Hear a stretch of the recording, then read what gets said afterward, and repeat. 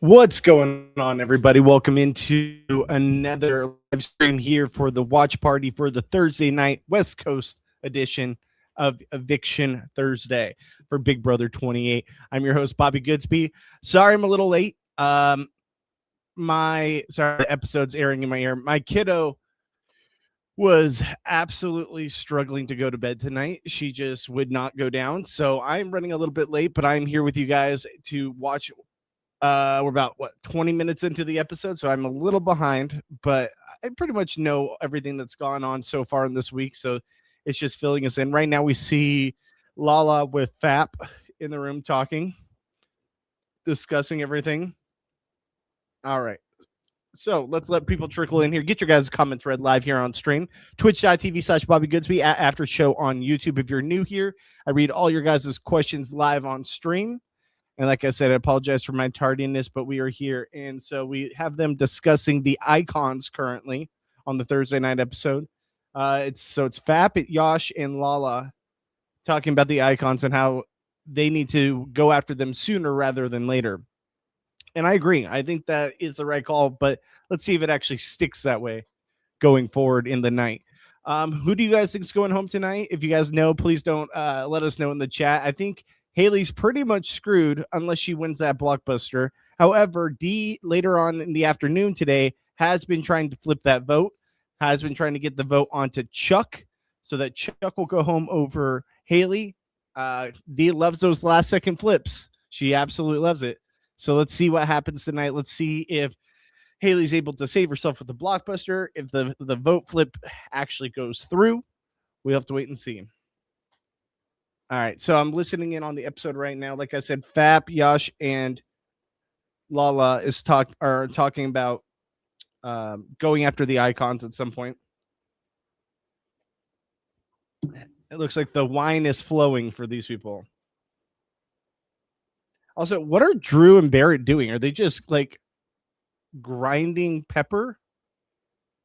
Like, what are they? So I'm lost. What is going on here? What's up, Humane? How you doing? Let me put the comments live here on the stream. If you guys didn't catch it earlier, we had Brent Wagamont on the podcast earlier today, breaking down his thoughts on the season. Also, apologize for my hair right now. I have pool hair. Got in the pool with the kiddo, and so my hair is a little wild right now. Lala and Angela in kitchen on feeds. Well, they just showed Lala and Angela in the kitchen in the clip of Angela almost taking out Lala with the butter knife.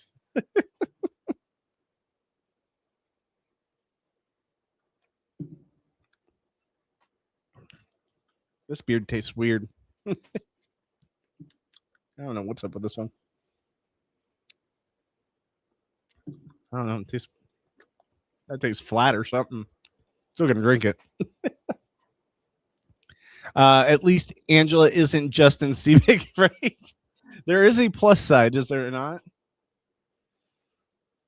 Of course, they're running a weekly test in my ear over the episode. So what's up, Humane? Did you watch any football tonight? I haven't got to catch anything. Man.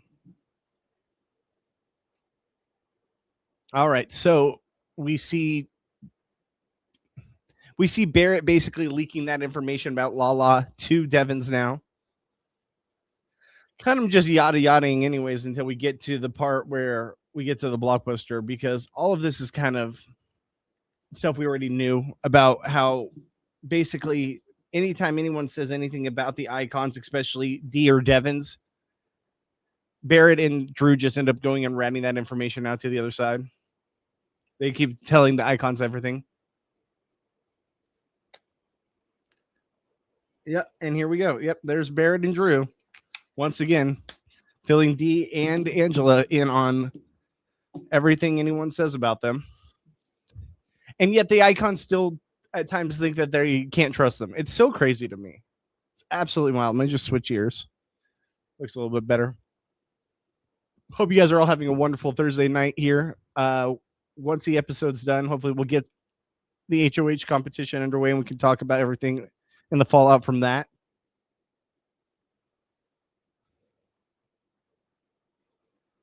They are just throwing Lala under the bus, aren't they?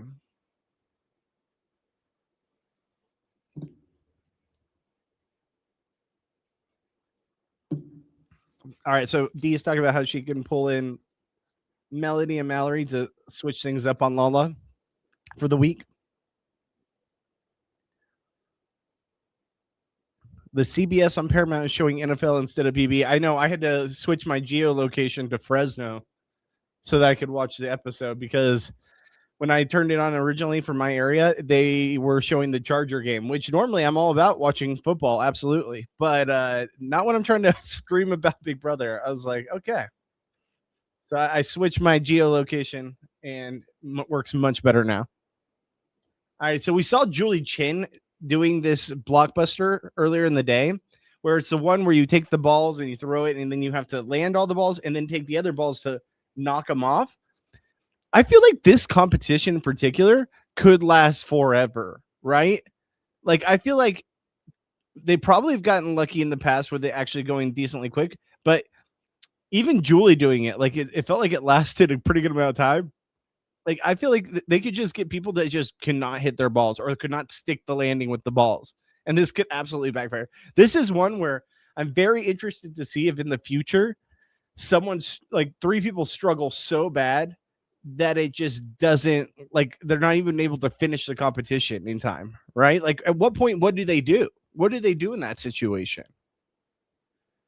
Like, when it gets to the point where, okay, we're now 5 minutes in and no one has completed the blockbuster, is it just who has the most balls at the top caught in the middle and that's the winner? I don't know. BB over preseason football.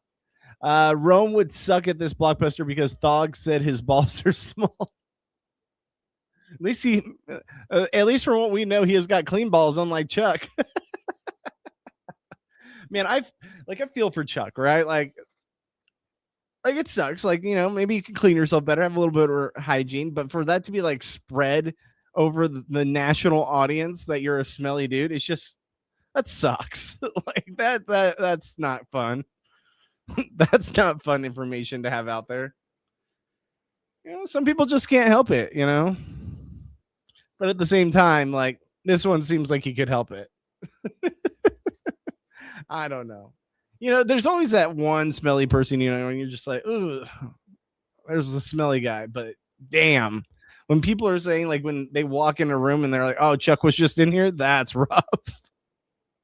That's rough.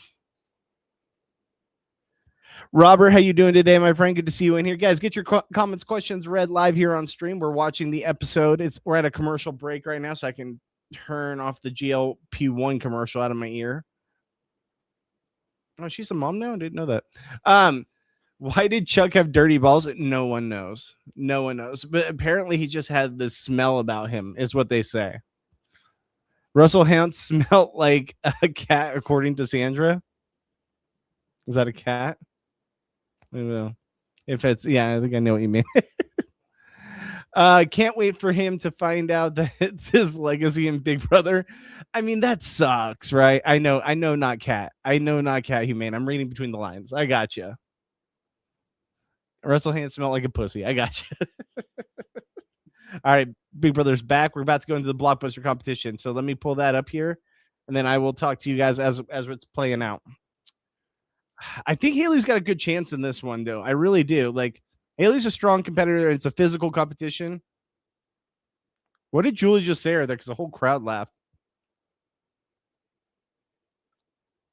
I almost think it's better for Barrett here to lose, to continue to, like, lower your profile. Like, he already has a very low profile, but, like, he doesn't need to win this and have any kind of threat on his back about being good at a competition. Let's see here. Chuck is the biggest floater of the season. Let's see if he finds a life vest. Throwing blockbuster is always dumb. Yeah, it's very dumb to throw the blockbuster, but I'm just saying, if there's anyone who doesn't need to win the blockbuster, it's probably Barrett this week. But I agree, you should never throw the blockbuster. I hope Haley wins. I'm hoping Haley wins too. Let's be real. I want Chuck on. I want Chuck gone. Team Thog. As much as we all can't stand her, and as much as she's insufferable, she's bringing the TV at least. And who would have thought? When we saw her preseason interviews, we're like, man, this girl's not speaking. Like, she's going to be terrible. She's kind of a terrible person, but she's great TV. All right, here we go. Competition starting now. All right, here we go. Let's see who gets off to an early start, because I feel like an early start's the most important. Who's going to get that touch? Looks like Chuck's clearly overthrowing. Haley's overthrowing, but she seems to have a better touch on it. Barrett.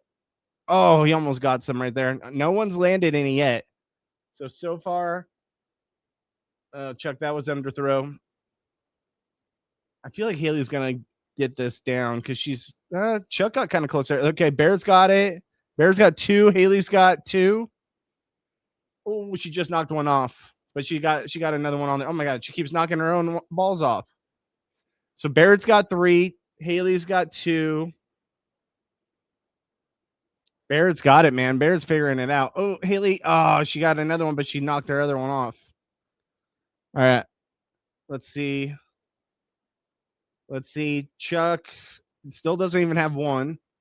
Chuck is just terrible at these competitions. Barrett's starting to figure it out. So it's 2-3.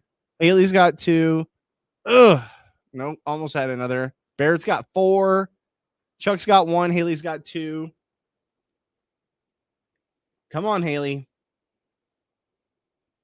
Come on, Thog. All right, Haley's got 3. It's Haley's got 4. She's tied with Barrett, so it's 4.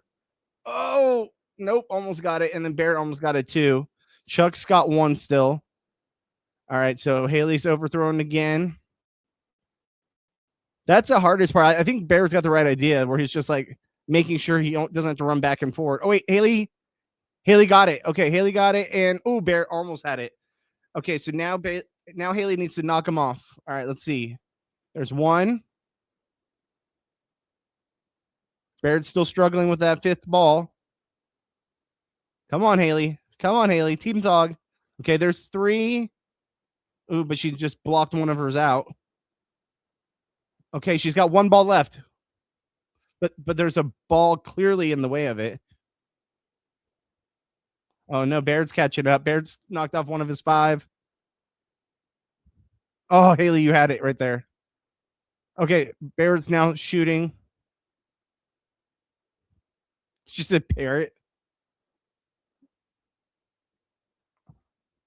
Haley got it. Haley got it. Now she can. All right, Haley wins. Let's go, Thog. Thog life.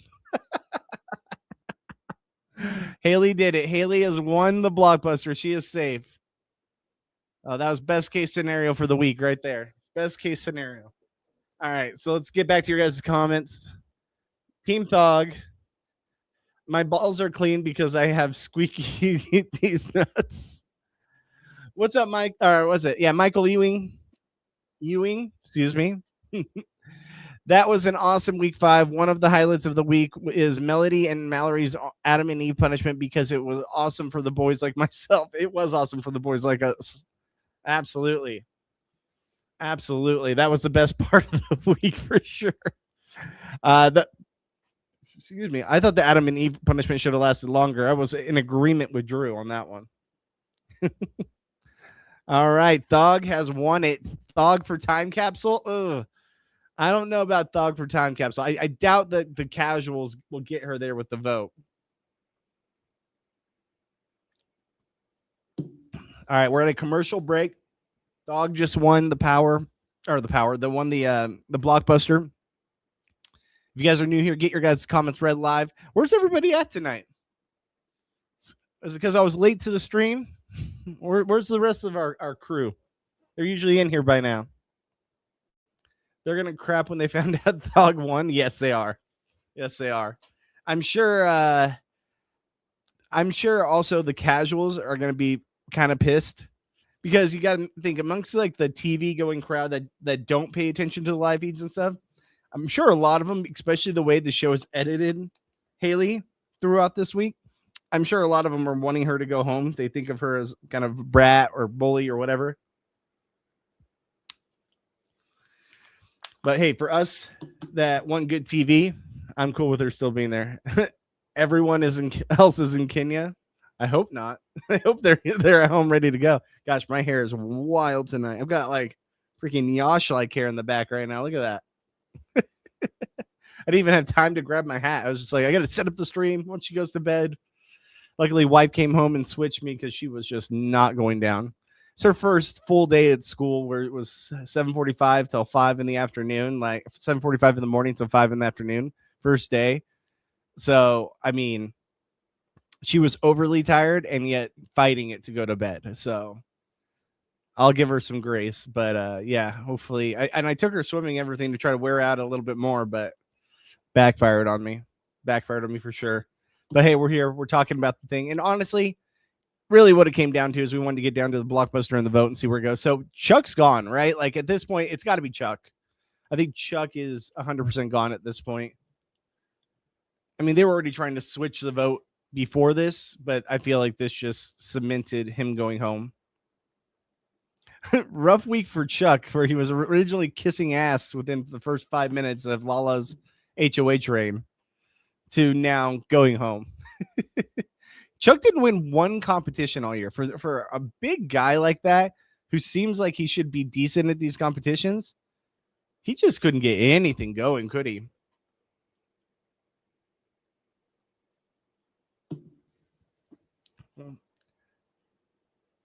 Like, he just could not get anything. He won safety week 1. Oh, that's right. He did win like the initial competition in the first like hour of them being there, right? So I guess there's that. Yeah. But you know who else won a competition on that night? Rome. He didn't win anything else. So, man, a lot of these big dudes gone, huh? I mean, who's the last big dude remaining? I mean, I guess you could say Barry just because he's tall, but he's not really big. Camu. Camu's the last one, I would say. That's really like a big dude in the house. Even though he's short, he's, muscular. Yeah, Chuck won safety. Just hope Mallory wins HOH. The icons need to feel the pain. And I think so too. I want Mallory or even a Taylor HOH. I feel like Taylor has the chance to potentially take the shot at the icons, or at least is like, okay, I'm going to take the shot so we can at least burn whatever power they may have, because we need to do something to get these people off. Everyone who won safety comps day 1 is now evicted. Rome, Jason, and Chuck. That's a good point. I mean, I'm sure it's not anything to do because of that, but that is interesting that all the people that won the safety comp are all gone. Who would have thought? Guys, if you didn't check out our interview with Brent Walgamont earlier today, go check that out at After Show on YouTube. You can find it under our Big Brother section or just on our main page.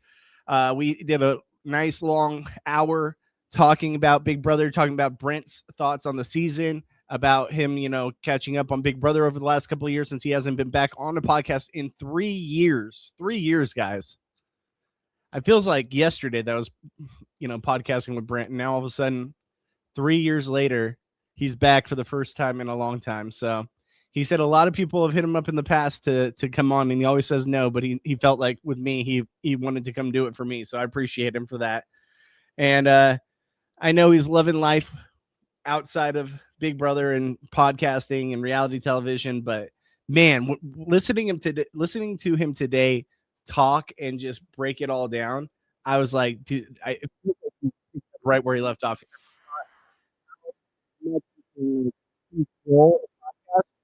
makes my job as an interviewer or like someone trying to lead the discussion so much easier. So shout out to him. Also made a reel for Instagram. So if you haven't seen that, go check it out on Instagram at Goodsby Bobby. Give me some love there. Give Brent some love. Appreciate him being here with us.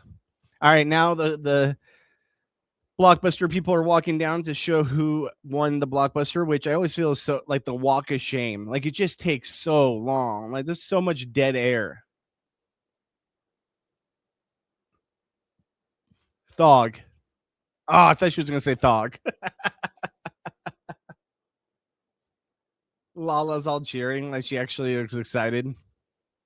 Oh, Melody's pissed. Melody is pissed. She's like, oh, we almost had her.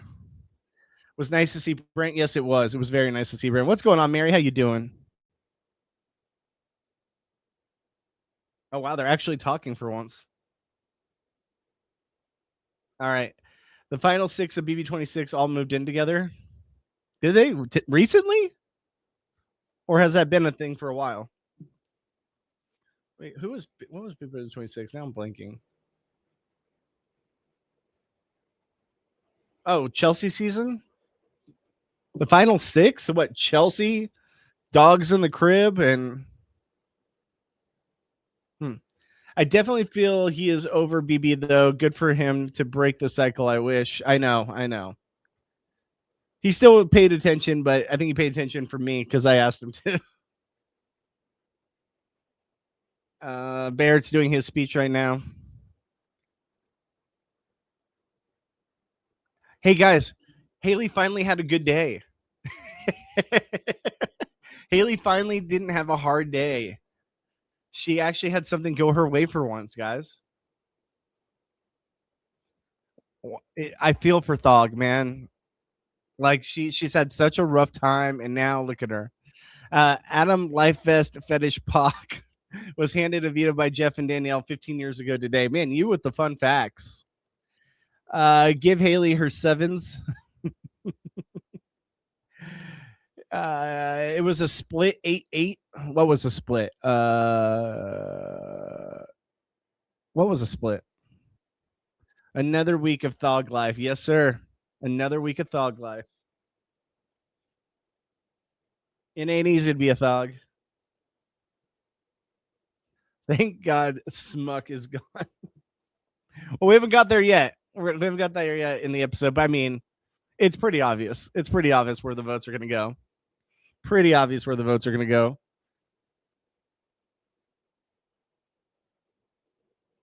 Poor Barrett has to sit next to him after he just ran back and forth in that competition. Dog had a hard day. Chuck was evicted. That's true. That's true. My BB13 ball knowledge. Oh, gotcha. Okay. All right. Wow. You are just ridiculous with that knowledge. Split move in on 26.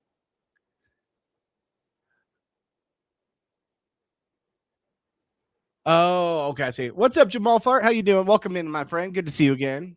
We just saw Haley win the BB blockbuster. She saved herself from possibly going home. But yeah, it looks like Chuck's gone. They're doing the votes right now. Haley's the first one in to vote. Let's see what she has to say.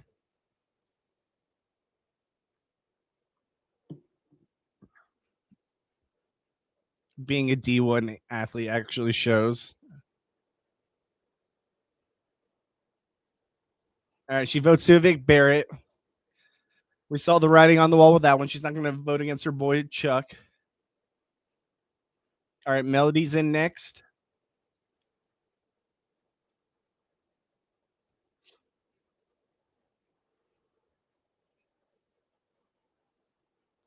So she votes to evict Chuck. We know Chuck's gone. We know Chuck's gone.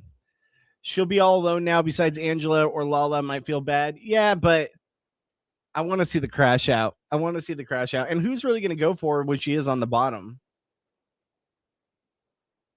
I mean, got to be so delicious for a Haley HOH. It'd be so great for a Haley HOH this week. All right, let's get your comments read live here on stream. If you guys are new here, say what's up. Look what happens when you shower, you win like Ashley, and when you smear your balls, you go home like Chuck. It's Thog. Are we going to show next HOH? Are you going to show? So I can't show it on the stream because copyright reasons, but I will be here to break it all down when it does happen. Unless it goes way too late in the night, then we will see.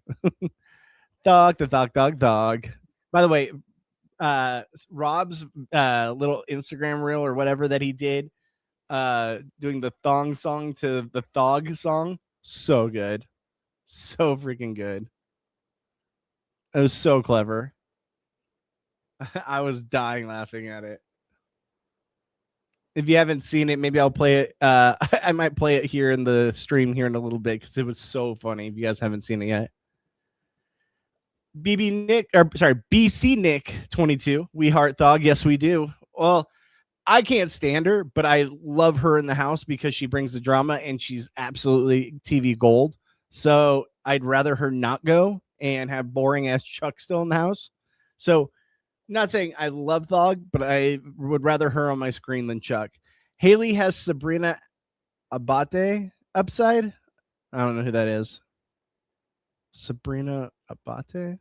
I just keep thinking Dom Abate, but that's not even how he spells it. I think I'm saying that right. I have no idea who Sabrina is. That's what I meant. Yeah. Like I won't be able to show it, but I'll be able to talk about it for sure. For sure. Is tonight an hour or an hour and a half? It's an hour, I believe. It should be an hour. Usually eviction night's an hour.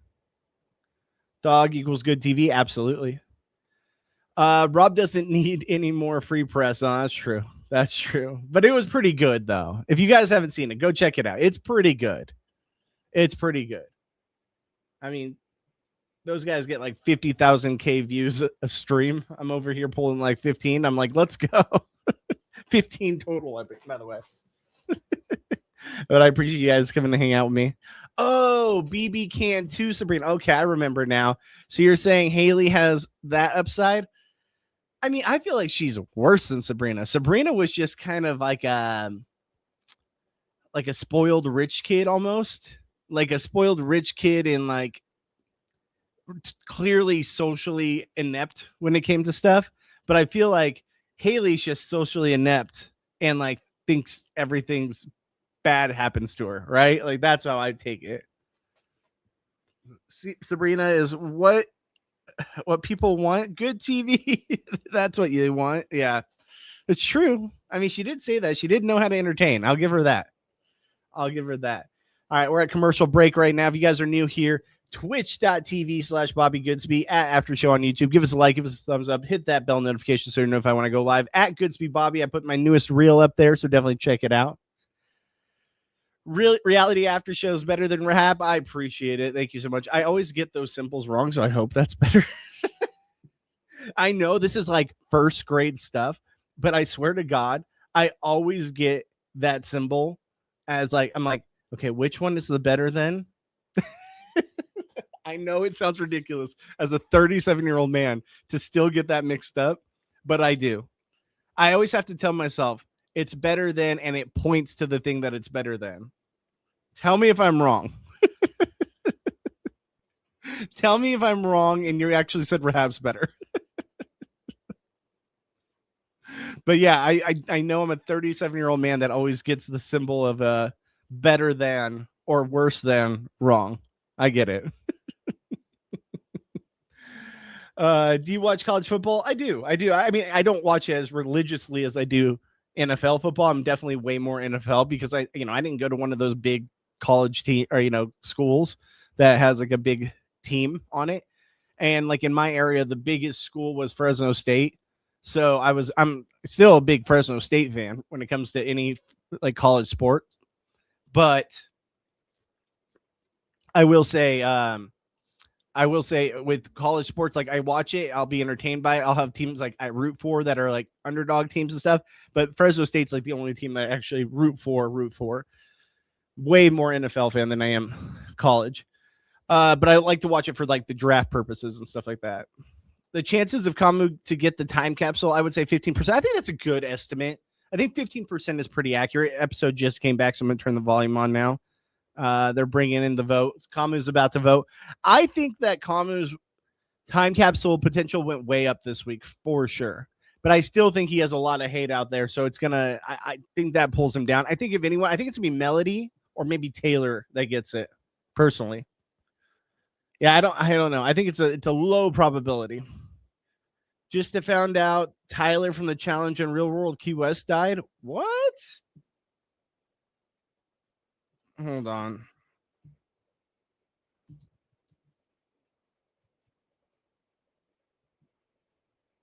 Tyler Duckworth? Oh no. Yeah, I remember him.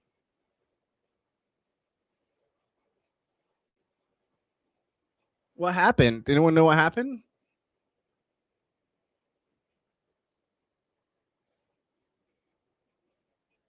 That's too bad. Only 44 years old. Damn. Damn, that's tough.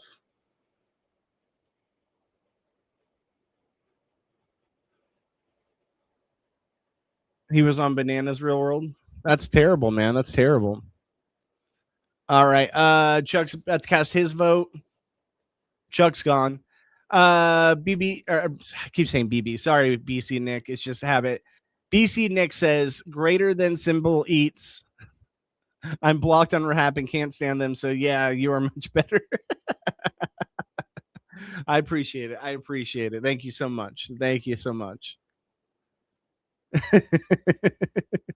Greater than eats. All right. All right. I gotta remember that. What's up? I like steak. How you doing? I would love to see a Thog HOH. I think Thog HOH would be ideal. Like that's best case scenario, is it not? Like she would actually go for the icons, force the icons to use their powers, shake things up a little bit, let them sweat. Because I want to see the people that we like. Like I do like the icons, and I want to see them go far, but I want to see them have a challenge, and they haven't had a challenge all season long. Drew. So if you don't know the reference he just pulled there, so Drew, obviously wearing, I think is that Mallory or I think it's Mallory's. I think it's Mallory's top, but Julie says I like the top, and then he's like it's just such a magical eye. That was something that happened with South Park when the creators of South Park they were gonna go. They were invited to the Emmys or something like that. Emmys or I think it was Emmys, and or the Oscars something. And they were invited, and they had to show up to try to to get or to possibly receive a reward or an award because they were nominated, but they didn't want to go, and they're like, why don't we just drop acid and dress up in women's clothing, like wear a dress because they can't kick us out if other people are wearing the same outfit.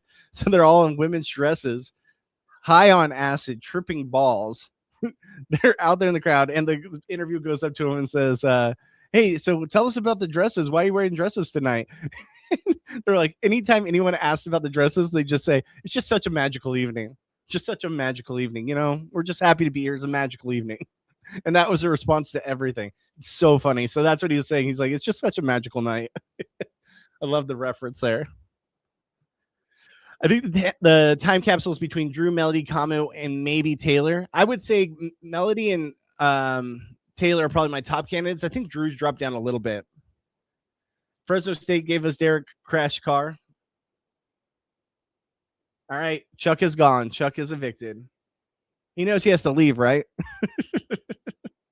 Yeah, and Devontae Adams. Don't forget about Devontae Adams. Who do you think is getting the time capsule? Like I said, I think it's going to be Melody or Taylor. Those are my top two candidates.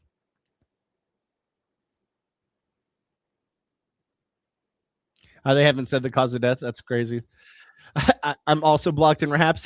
So you guys are all blocked in Rahap. all my crew is all blocked on Rahap.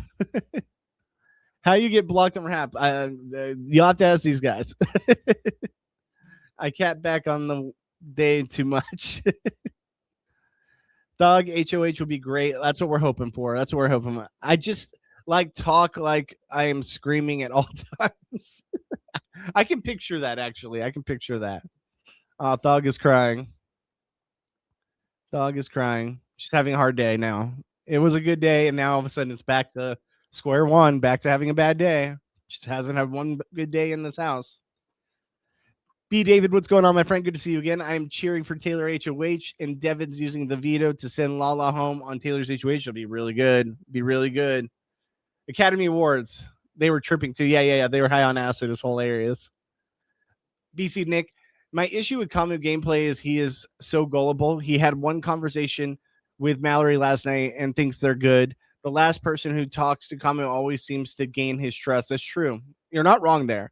But he does have a really good way of speaking to people calmly and convincing them one way or another, like that he's with them. and he does whatever he has to do to persuade that conversation to go the way he needs. So yes, he is highly impressionable, but he also does a really good job of making people feel comfortable. Chuck GPT. How do you get blocked on Rahap? Yeah, ask these guys.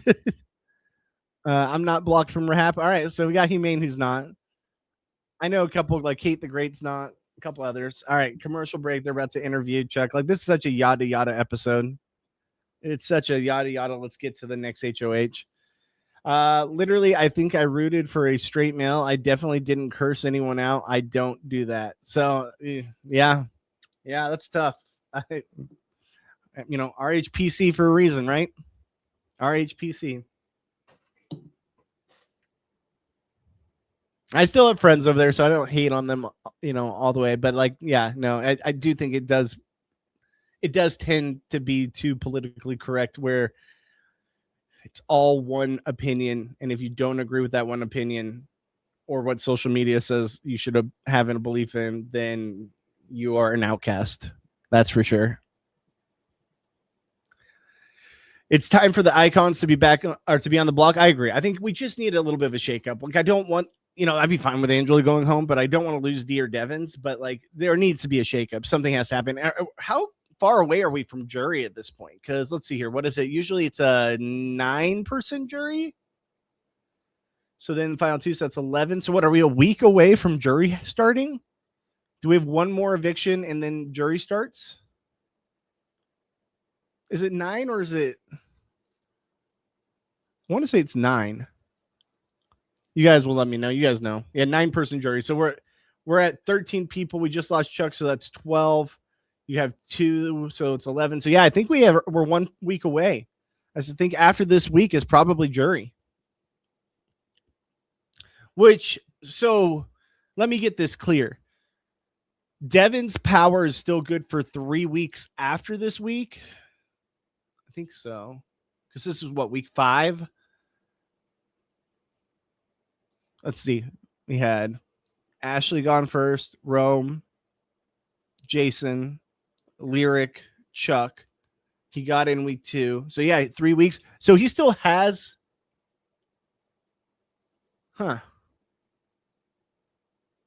Interesting. All right. So BC Nick, how rooting for a player gets you blocked? Yeah, who knows?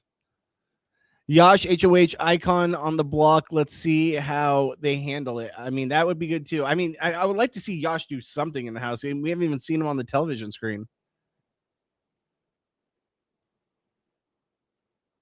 All right. So Julie's interviewing him. He apparently said, "How is this my life? This is shucked." Chuck, you can't be that shocked. You can't be that shocked. 9-person jury. Last season was 7 members. Oh, okay. So maybe that's why. That explains it more. What's up, Chloe George? Welcome back in. Just joined, assuming you're talking about Rahap when talking about being politically correct. I can't with them anymore. Just saying. And like I said, I still have friends over there. I don't hate on everyone. It's not a hate thing. I just do think that sometimes they lean too much into the narrative of they have to do what Twitter and everything says is the right thing to believe. And I think you can also just have an original opinion. That's what makes you, right? Like not everyone in this chat has the same opinion, but it feels like over there, it's one opinion. But, no shade to them. I still enjoy the content and stuff that they do. And I still enjoyed my time when I worked over there. I had a good time when I worked over there. I had a lot of fun, made some good friends that I still have today. So no shade at that, just like the whole mentality as a whole. That's all.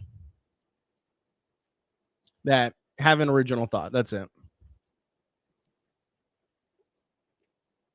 So jury starts at final 9.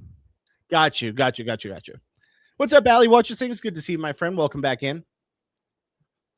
I want FAP to be chopped down to size. Taylor is right. They can't keep all 4 of them into jury. Yeah, and I agree. I would be fine with Angela leaving. So we still have what? Then if that's the case, if it's final 9, we're at 12. We still got 3 weeks till jury starts.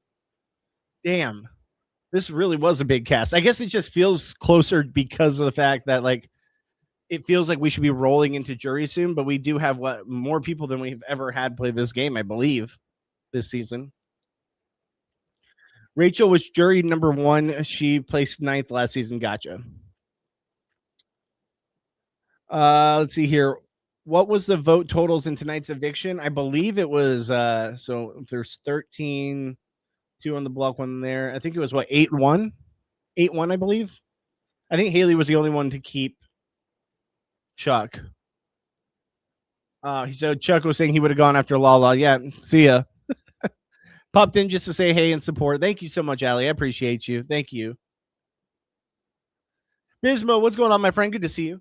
That DPOV is burning a hole in Devin's pocket. Oh, it is. Oh, it is. And I actually, so I can't come out with this because I don't know the official stance on this. But I did hear a rumor, and Devin's. I'm not even giving it credence because I'm technically not supposed to know this, so I'm not going to say anything. But let's just say I think Devins is going to probably play a little more balls to the wall here soon. And I think he might go completely crazy. So just say in the next couple weeks, right before we get to jury, just say you heard it here first. I think he might go a little balls to the wall here soon. Because I don't know if he's not winning, I don't think he wants to be in jury.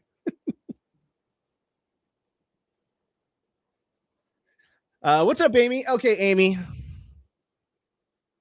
We're back. We're back, my friend. All right. Lock in, Amy. Where's your drink? I got mine ready.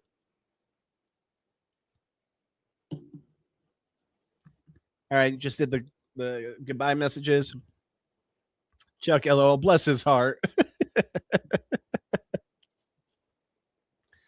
I don't watch Rehab that much, but that's some weak stuff. Yeah. Completely agree. Refreshing to hear. Of course, no problem. Hey, I'll say it if he doesn't. They are very politically correct. They are not able to cuss very much, and they have to keep their content child friendly, which I'm not opposed to, like trying to keep the cussing and child friendliness. Like, I get it for their platform. I totally makes sense. And as a business model for them, it's the right way to do it. But and it's not even, it's more so like the cussing. It's just like having to. I want to talk, like, be ginger about this, right? Like, I want to walk on this gingerly, because like I just think that if someone on there says one thing and it's like very much so the Twitter or Instagram or whatever way of thinking, they agree to that because that's their audience, is pretty much all those people on social media. And then also the fact is, if one person says it and like they agree with that, like all the others were like, oh yeah, that's exactly how I feel. Oh yeah, that's how exactly I feel. Like they all just lock onto the same thing, you know? So no shade. It's just, I just wish I had more individual thoughts. That's all I'm getting at, guys. It's just, I wish for more okay, the episode's over. More individual thoughts. And I thought that's what Brent was really good at, was he'll agree, but then he'll also completely disagree and, you know, tell you why you're wrong. And that I respected. I found myself guilty of it too, because you get locked into the monster over there. That's why I feel like over here I can have an original thought and not get in trouble. I can cuss. I can say stuff. Johnny Fairplay's in charge of my HR department. You know, so like I can have an original thought without actually seeing what's the Twitter telling me I should think. While some things I do agree with, there are a lot of things I don't, and I like having my individual thoughts, because and I hate that people get canceled or outcasted because they have original thoughts. That's what I think is the worst that can happen, is when they absolutely just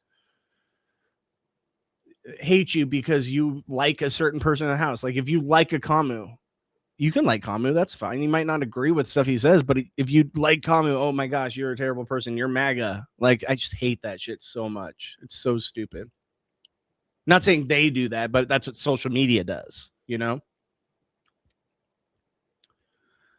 I don't care about players' political beliefs. Exactly. Same. Just annoying when it's constantly brought up. I hate it. I hate it so much. I think it's obnoxious. I think it's irrelevant. I think it's purposeful for like agendas which have nothing to do with reality television. Like when people come out on Twitter and start instantly saying, oh, let's find all the MAGA people based off a cast photo or their preseason interviews. I'm like, get a fucking life. Like, get a fucking life. Like, you are a piece of shit. Like, who cares? Because guess what? At the end of the day, I don't care if you're black, white, gay, straight, Republican, Democrat. I don't give a fuck what you are. I have no way on earth do I give a shit what you are. I just care about what TV you're bringing me, how you play the game, and how I discuss you as a game player. Outside interferences absolutely get involved from time to time, for sure. And there's people that say stupid shit and get, canceled. And sometimes they deserve it. Sometimes it's a little overboard. But I absolutely hate when that agenda is thrown in there where you can't like this person because they might vote a certain way. Fuck off. Like, I don't care what you are. I have my beliefs. You guys might not agree with what I believe, and vice versa. But at the end of the day, I'll still be your friend. I'll still go to you in real life and open the door for you. And I'll absolutely watch you on my television screen talking about reality television. I don't care. It's so below the belt. It's such a weak argument. And it's infuriating to see it constantly year after year after year on social media where 90% of the things I have people I follow just so I can see their crazy ass takes because I think they're freaking insane. Just so I can talk shit. But yeah, I mean, people might not agree with me. People might, they might come after me or say something. I don't think my stuff gets out there enough for that to happen. But I'm just saying, like, I just don't care. I hate it. I think it's so stupid and irrelevant. But I don't ever say anything dumb. I don't say anything that's going to get me canceled. But like, people just might not agree with that take. And that's fine. Just like I say it every time. You can have your thoughts. That's why I talk to you guys in the chat. That's why I pull up everyone's comments here on the chat. Because you guys might say something that, hey, as far as the game goes, I don't agree with.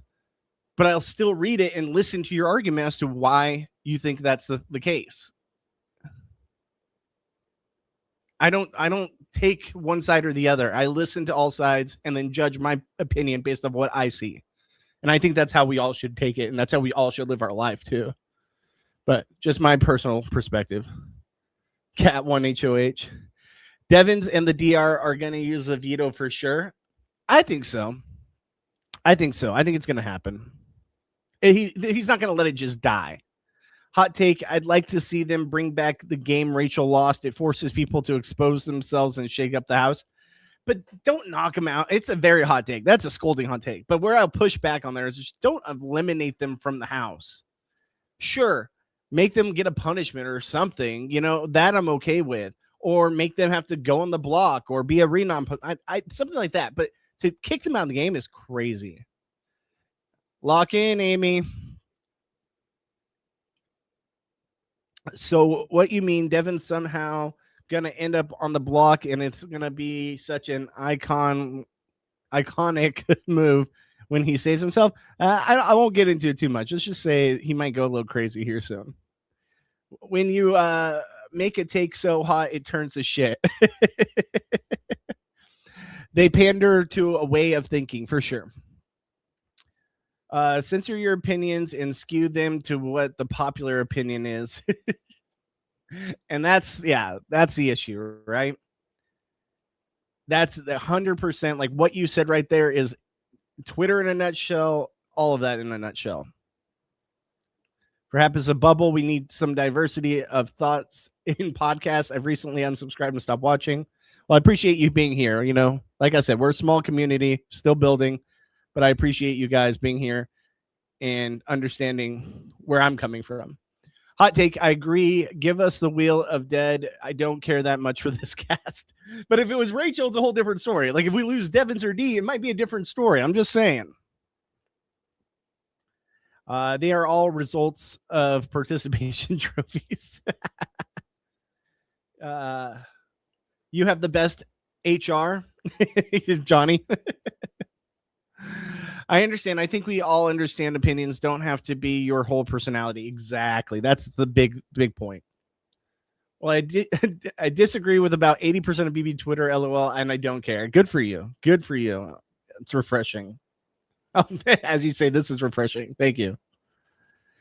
Just try to catch up on your comments. If you guys are new here, get your comments read live. We are waiting for the results of the HOH competition. We might be here for a minute because I think they're just probably starting the competition or in the middle of it. We'll see what the competition was and who won the HOH. So get your comments, questions, whatever they may be, read live here on stream as we're hanging out, having a few beers, lock in, and talking all things Big Brother. Chuck just evicted from the Big Brother house. Oh, wait, I didn't even read this one. Look, we all like Big Brother, and it's a game like Monopoly. There is no political agenda. Exactly. Thank you. I've been playing a death metal bands for 30 years, and everything I post gets canceled. Absolutely. And Bobby, I think you should lock in. Yeah, we're moving on. All right, that one was pretty much just water at the bottom. So, all right. Ooh. I don't know what's going on with these beers, but they taste a little off. Whatever, I'm still going to drink them.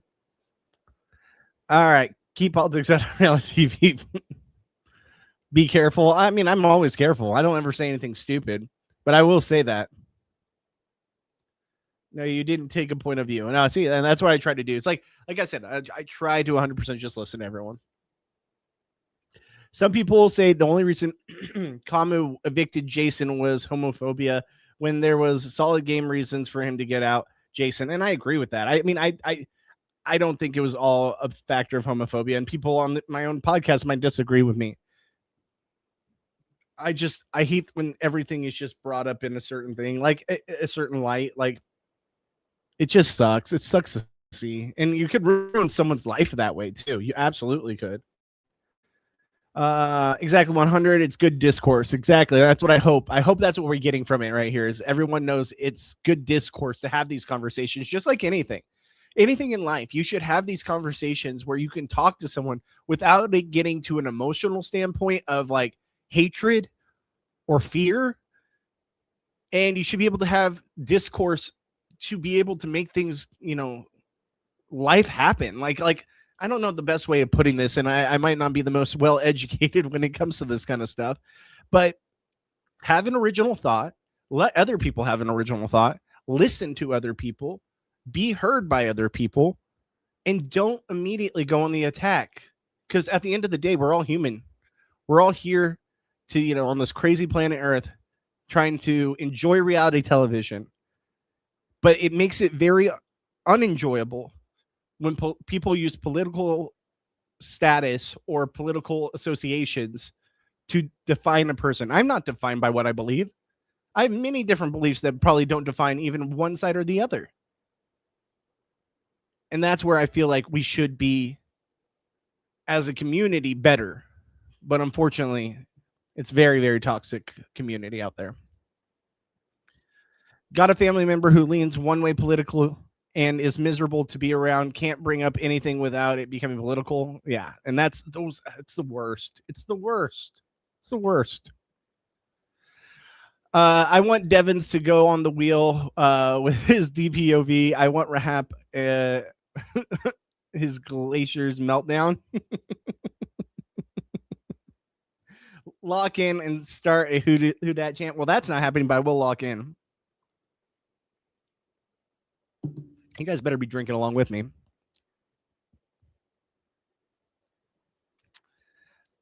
Locking, damn it. Mary, what the hell, guys? All right, anytime someone says lock in, I have to take a drink. So this is where we're at. It's going to start coming rampant now in the chat. Can someone remind me or remind the BB Twitter fans that they hated Jason for the dead mom thing a week before they said he only lost because he is gay? I think that's a great point. I think it's a great point, right? And I hope the whole him getting voted out wasn't because it's gay. I choose not to believe that because I don't think it is, and I don't think anyone outright was targeting because he was gay. I think that's an excuse that's been used before, and I also don't think that it's relevant to the situation that was at hand. He was clearly on one side of the house. He's a strong competitor. They took the shot at him. But yeah, the same people that are now in love with Jason were also talking shit about Jason. And I was talking shit about the whole dead mom thing. I thought it was kind of trashy and I didn't like it. But I also liked Jason because I liked him being on the television show. So there's different aspects, but because of the fact that he's gay, I don't think played a factor at all. And anyone that says that, I think, is just trying to find, they're grasping at straws, essentially, right? Wheel of Death elimination every season might be great. You guys are really about this Wheel of Death, but everyone a year ago was hating the Wheel of Death when it happened to Rachel, were they not? Like, as long as it doesn't take out your favorite, you're good. What's up, Ty-V? Gas, where's your hat? Oh, just a joke. No, okay, I fully agree with you. I got out of the pool with the kiddo, tried putting her to bed. This is pool hair right here. I got full on Yosh in the back right now. But I also was trying to put her to bed and she was not going down to save her life. Like I was running late. I was already like 15 minutes late on stream. So I was like, you know what? If anything can go, it's a hat. I might try to find, I usually keep my hats in here too, but I think they're downstairs. But yeah, I totally understand. I understand the hair is a lot right now. It's definitely pool hair right now. You can see all the grays too. The grays really come out when my hair is wet. It's finally gotten down to my beard. I'm like, no, this was like the untouchable area. Negative rage bait. Cheers, Bobby. Lock in. Damn it, Chloe George. All right, lock in. I've got like one of my hairs just stuck on my eye right now. Oh, it's on my glasses. There you go. All right, I can take this off because it's just cats and the music going on and on and on. Who dat? Who they say is going to beat them Saints? Everyone. Everyone's going to beat them Saints, okay? I sound anti-liberal when I say that I miss the days on the feeds before everybody went woke. And to be honest, I'm a Democrat. But it's true. It's true. And it's not even like all liberals. There's also both sides. Like both sides are at fault. I say it definitely sways one way, but it's not like I'm against that at all. Like you can have an opinion, but like just stop using an excuse for like hating people and making it all political. That I hate. I wasn't. I laughed at her.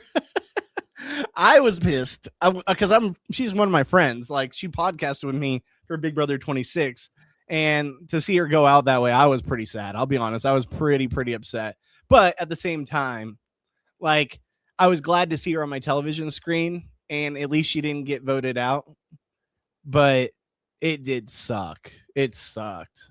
Because it was just, honestly, though, I've never had so many people in my chat after that happened. So kind of was like a catch-22 for me, right? I was like, damn it, Rachel's gone. But holy shit, I have like 200 people in my live stream right now.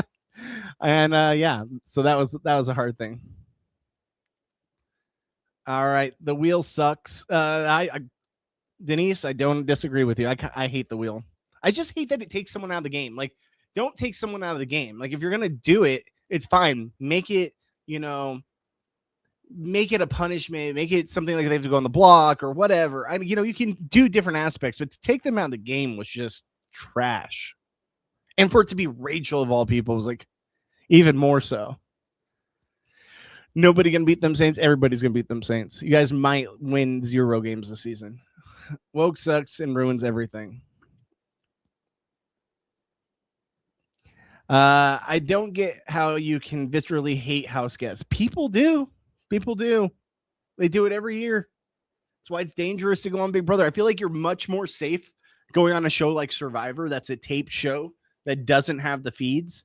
I think that with the when you're on Survivor, yes, you can get critiqued, yes, you get hate and all that, but it's 100% way more crazy when it comes. Oh, those cats are cute. Sorry.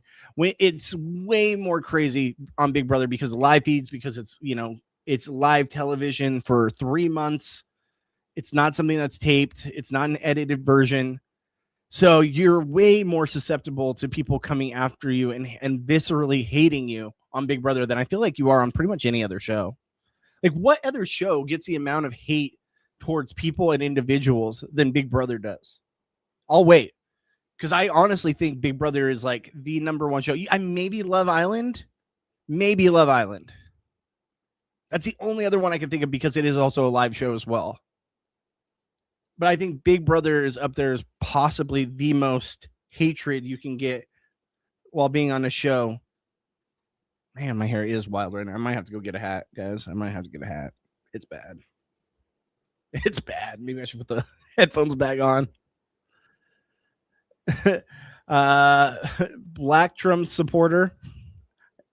Liberals lack common sense. I mean, listen, I'm not trying to come after all liberals. I have no hatred towards anyone. But I do think there's a certain mentality when it comes to people on both sides when it comes to it. It's just rough. It was so entertaining. When Rachel went out and like everything that had to do with like people talking about it and stuff. It was entertaining to watch in the fact like how upset people were. People were so upset. And it was entertaining because it was like we were all in one huge vent session. And that was like the best part of it is we are all getting out our frustration with production, where it wasn't like we were coming after any players in particular. We're just coming after production for the stupid twist that took out someone we were all rooting for.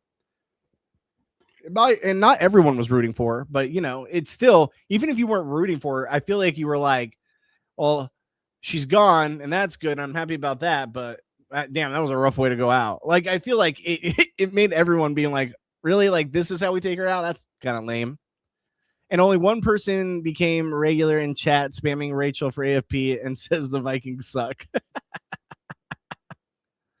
Tavi, I can't watch BBBC or because of the speed the show goes in, but the wheel seemed like a terrible way to go for sure. 100%. Terrible way to go. Like this week, I feel like very much so went slow too. I think I know who made got Bobby to hate the Saints more than the Packers. No, well, it's up there. You guys cost us from being able to go to a Super Bowl, so it's up there. But I still think I hate the Packers more, and the Lions, and the Bears. Eliza doxing Chrissy over a confessional was horrible. Yeah, like anything Eliza does is. It's like the antithesis of those type of people, right? Those people that just spread hate and just have to come after people, their jobs, what have you. Like, I just don't understand that. I don't get it. Can anyone explain to me why people do that? Like, it's a show for entertainment, and like, unless they're absolutely being too much, like Aaron and Big Brother 15, like unless there's something like that, or I forget the guy's name on Survivor 39 that absolutely should be called out and should be run through the coals. But I mean, come on. The volcano scene this season got the conspiracy side of my brain thinking the wheel was staged and it was just her time to go.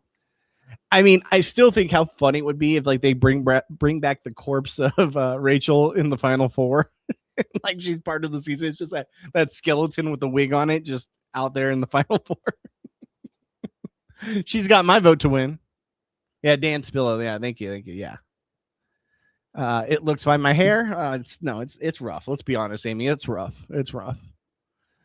It wasn't entertaining, just depressing. I mean, Humane might be one of the biggest Rachel fans I've ever seen. To see you crumble was quite entertaining.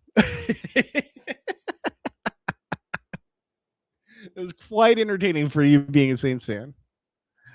Denise said, I heard you mentioned Rachel. I had to come to love her the way that she had us involved in the game.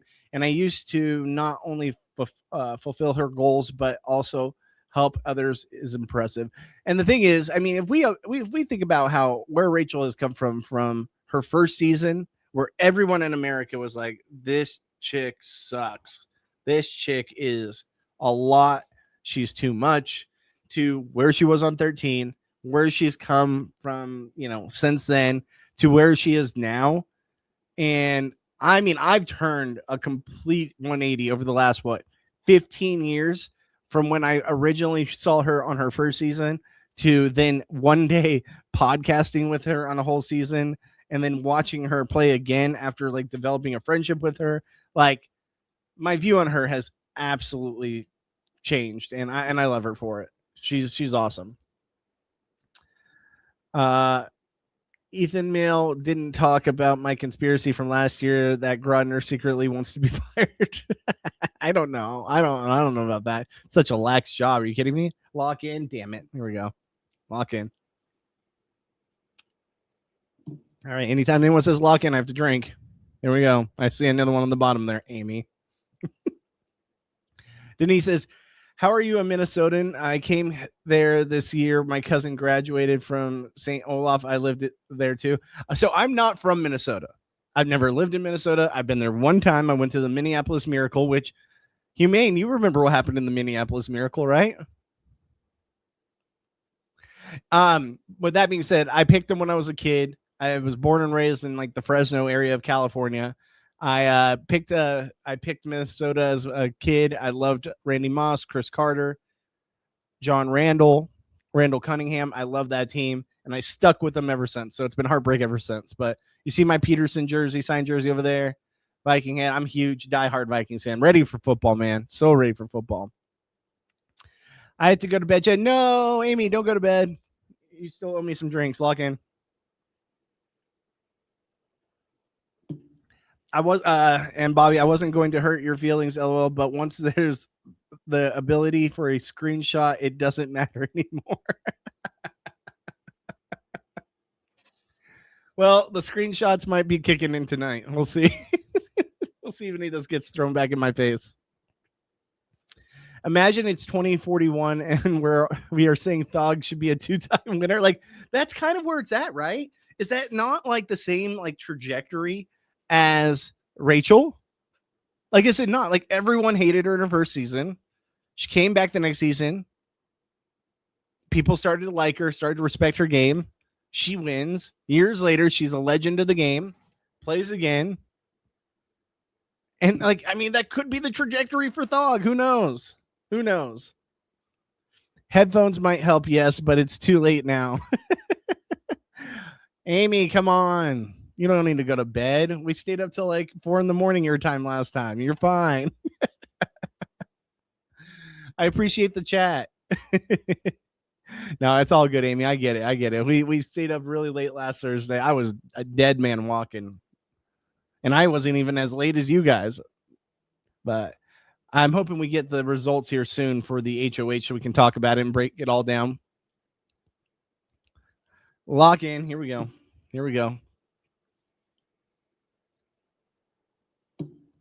That one's for you, Amy.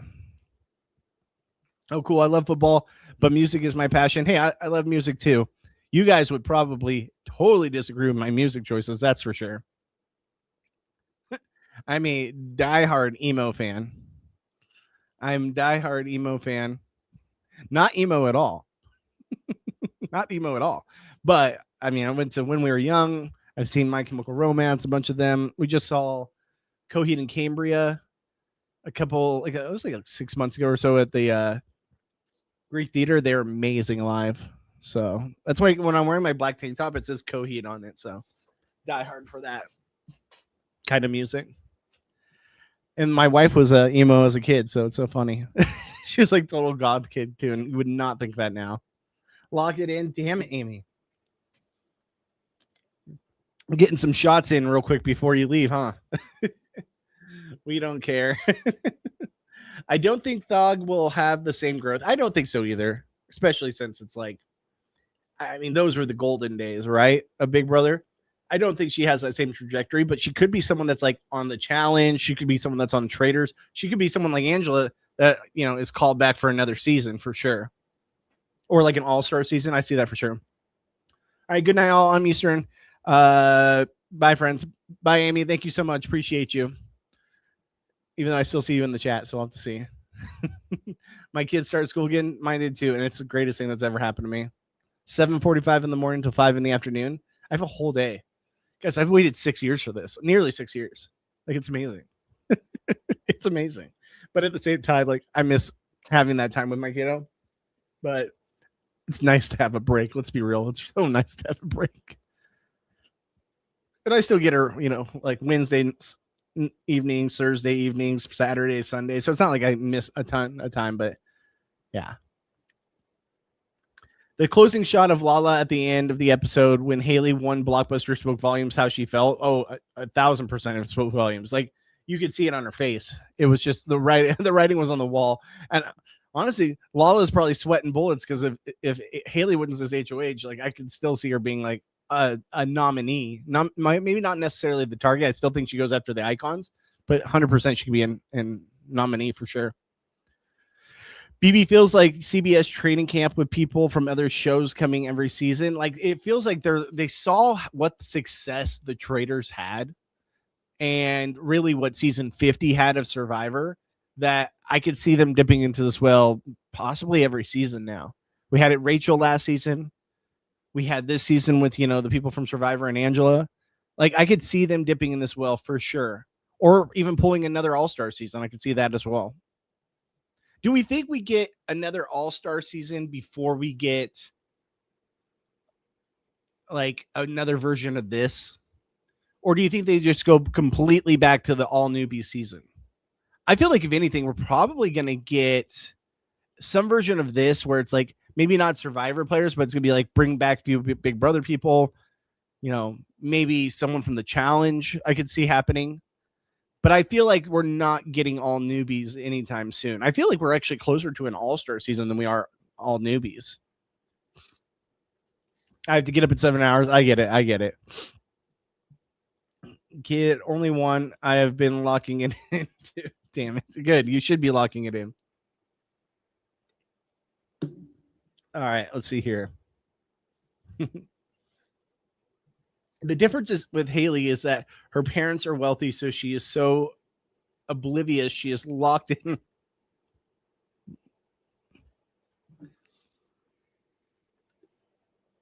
You guys are killing me with the locked ins tonight. She is locked into the fact that America loves her and the power is coming to her. I don't know if it is. I don't think it is. Like, I know what you're saying, right? Like, she thinks it. God, I'm shaking the camera like crazy. Sorry, guys. She's oblivious in the fact that she thinks that she's going to get the power or that America's going to love her, what have you. But obviously, I don't think she is coming anywhere near power or punishment or just like getting the vote in general. But yeah, she definitely comes like from a spoiled lifestyle, and I agree with that. I want to talk music one day. We can have a stream where we talk music. Absolutely. Call me Drew Brees because I can accurately get Bobby to lock it. Damn it. These lock-in comments. You guys are like sneaky getting those locked-in comments here. By the way, I've been watching oh my God, Landman. So I've been watching Landman. We're like halfway through season 2, or we're about halfway. Phenomenal show. It's an amazing show. If you guys haven't seen it, it's on Paramount Plus. Watch Landman. It's great. But I love how he like brings up Michelob Ultras because he's like recovering from like alcohol abuse in the past, and he only drinks Michelob Ultras, and they're like, that has alcohol in it too. He's like, this is basically water. It's so true though. Like, this is basically water. I could have like 10 of these and be feeling good, but be fine, right? Like, I think the other night I had what? Don't do this at home. This is not the correct way. For anyone listening at home, this is not advice. This is just my personal dumbassery. We had 14 the other night. Completely fine. Woke up feeling like shit, but could have kept going. I mean, I can put them down. I'm a big boy. Oh, another thing for you guys too. Okay, so in 2 weeks, sorry, the hair is wild. In 2 weeks, I'm going to Denver for my fantasy football draft. And like I said, I have to get punished. I have to be locked in a room where I do a puzzle, a 500-piece puzzle. And I can't come out of the room, which if it carries over to the next day and the draft starts and I'm still not done with the puzzle, I get put on auto draft. So my thinking is, I was like, how can I make the entertaining, or at least make content out of this? Since I'm gonna be locked in a room anyways, I'd rather have some content going for it. So I hope you guys are interested in this. I think I might do a live stream of me right when I get there and having to do the puzzle. We could talk Big Brother, we could talk reality TV, we could talk whatever. You guys can help me with the puzzle. But I think I might do a live stream. I might bring my laptop and everything to Denver. I got to figure out how I'm going to bring this set up and all that. But I'm thinking about doing a live stream of me doing my punishment because, one, I think it'd be fun content. I mean, I get it. It's a puzzle. Someone doing a 500-piece puzzle might not be the most entertaining content, but maybe it'll be all right. But you guys let me know what you think. Do you think that'd be something you guys would want to hang out with and like just I'll be sitting there. Hopefully they'll bring me beers. But I'll have some beers. We'll be doing the puzzle. We'll be talking Big Brother, what have you, and you guys can chat with me. I don't know. Maybe it's stupid. Maybe it's a stupid idea. I was like, maybe I just do a recorded version where I can fast forward it and make content that way. I don't know. But I was like, a live stream would be kind of fun because it would keep me entertained, at least with you guys here in the chat. So I don't know. You guys let me know. You let me know if you think that'd be fun or not. I don't know. Maybe I'm stupid. I just also cannot I cannot vouch for anything my friends say on stream, or if they come in and say something stupid. That is not the opinions of this podcast or me personally, because they're a bunch of idiots. But yeah, unlike last week, this week I'm off tomorrow, so I'm here for a while. Lock in. Chloe George, you better have a beer too. All right. I'm locked in. Good night, Annie. I still see you in the comments. It's hard to walk away. I know. All newbies for 29. I mean, I would hope so. I would love to see all newbies. I just think that they're going to stick with the same kind of format. I really do. I'd really like BB US versus BB Can season. I mean, that's ideally where we'll eventually get. I don't know, man. US doesn't want to even focus on the fact that Canada ever existed, and Canada's finally making a comeback. So we'll probably get at least 5 seasons of like newbies or their version of All Stars before we'd ever even sniff a BB US versus Canada, if it's still a thing at that point. So who knows? Slab should expect to go up. Excuse me. She interjected herself into a fight that wasn't hers, and now Angela is switching up and wants to be friends with Haley again. It's going to be an interesting week. I definitely think it's going to be an interesting week. So I think that a lot can transpire. I think the icons for the most part are relatively safe unless Haley or possibly Taylor win power.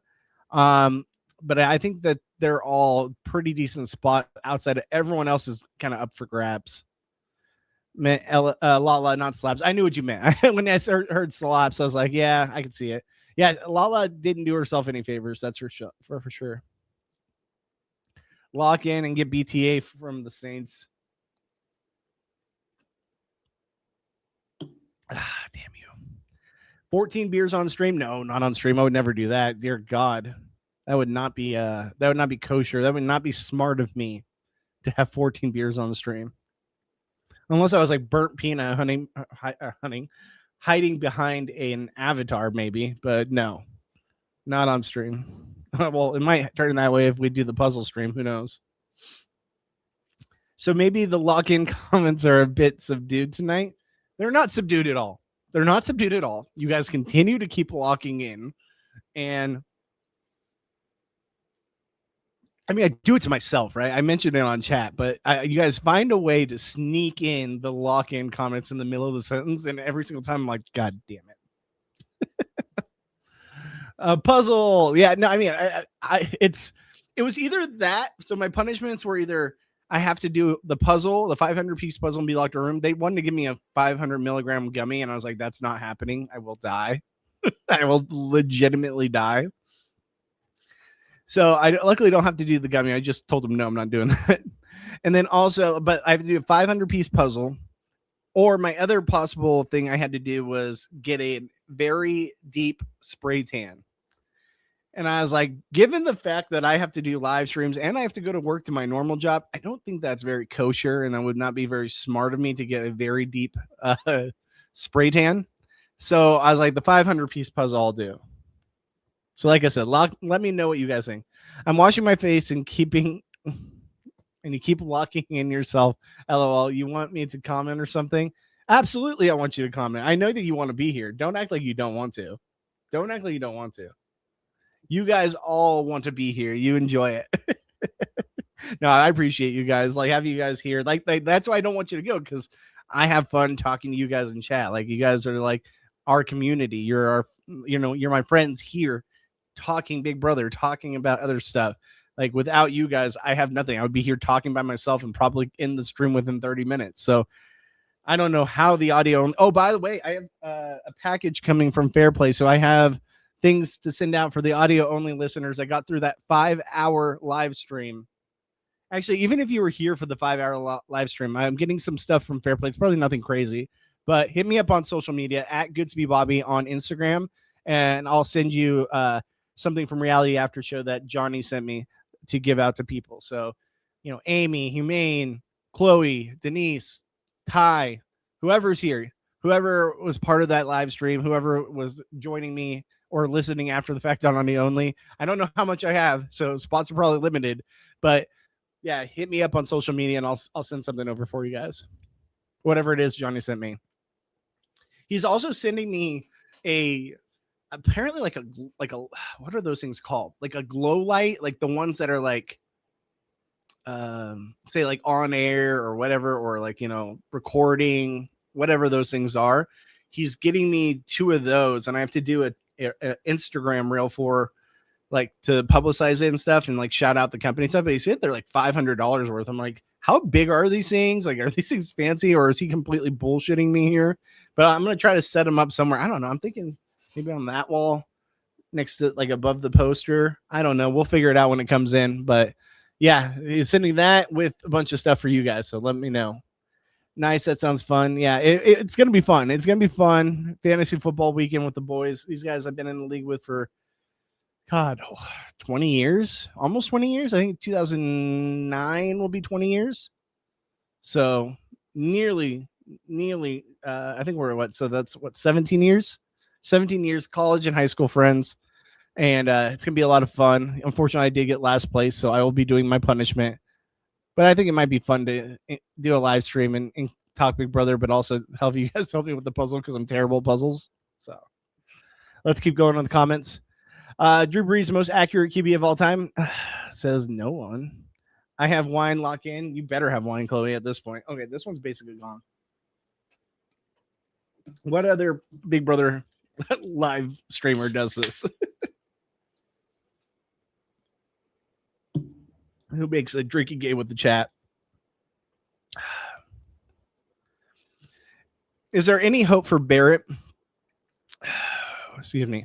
Is there any hope for Barrett? Will he play his own game and break away from Dee's chains, which keep him locked in? Damn you. You guys are getting good. You guys are getting good with these locked in freaking. Anytime the chat says locked in, I have to take a drink. You guys are new here. That's what's going on. Get your comments read live here on stream. Yeah, I mean, I honestly think with Barrett, like, he just, and I'm trying to play devil's advocate, right?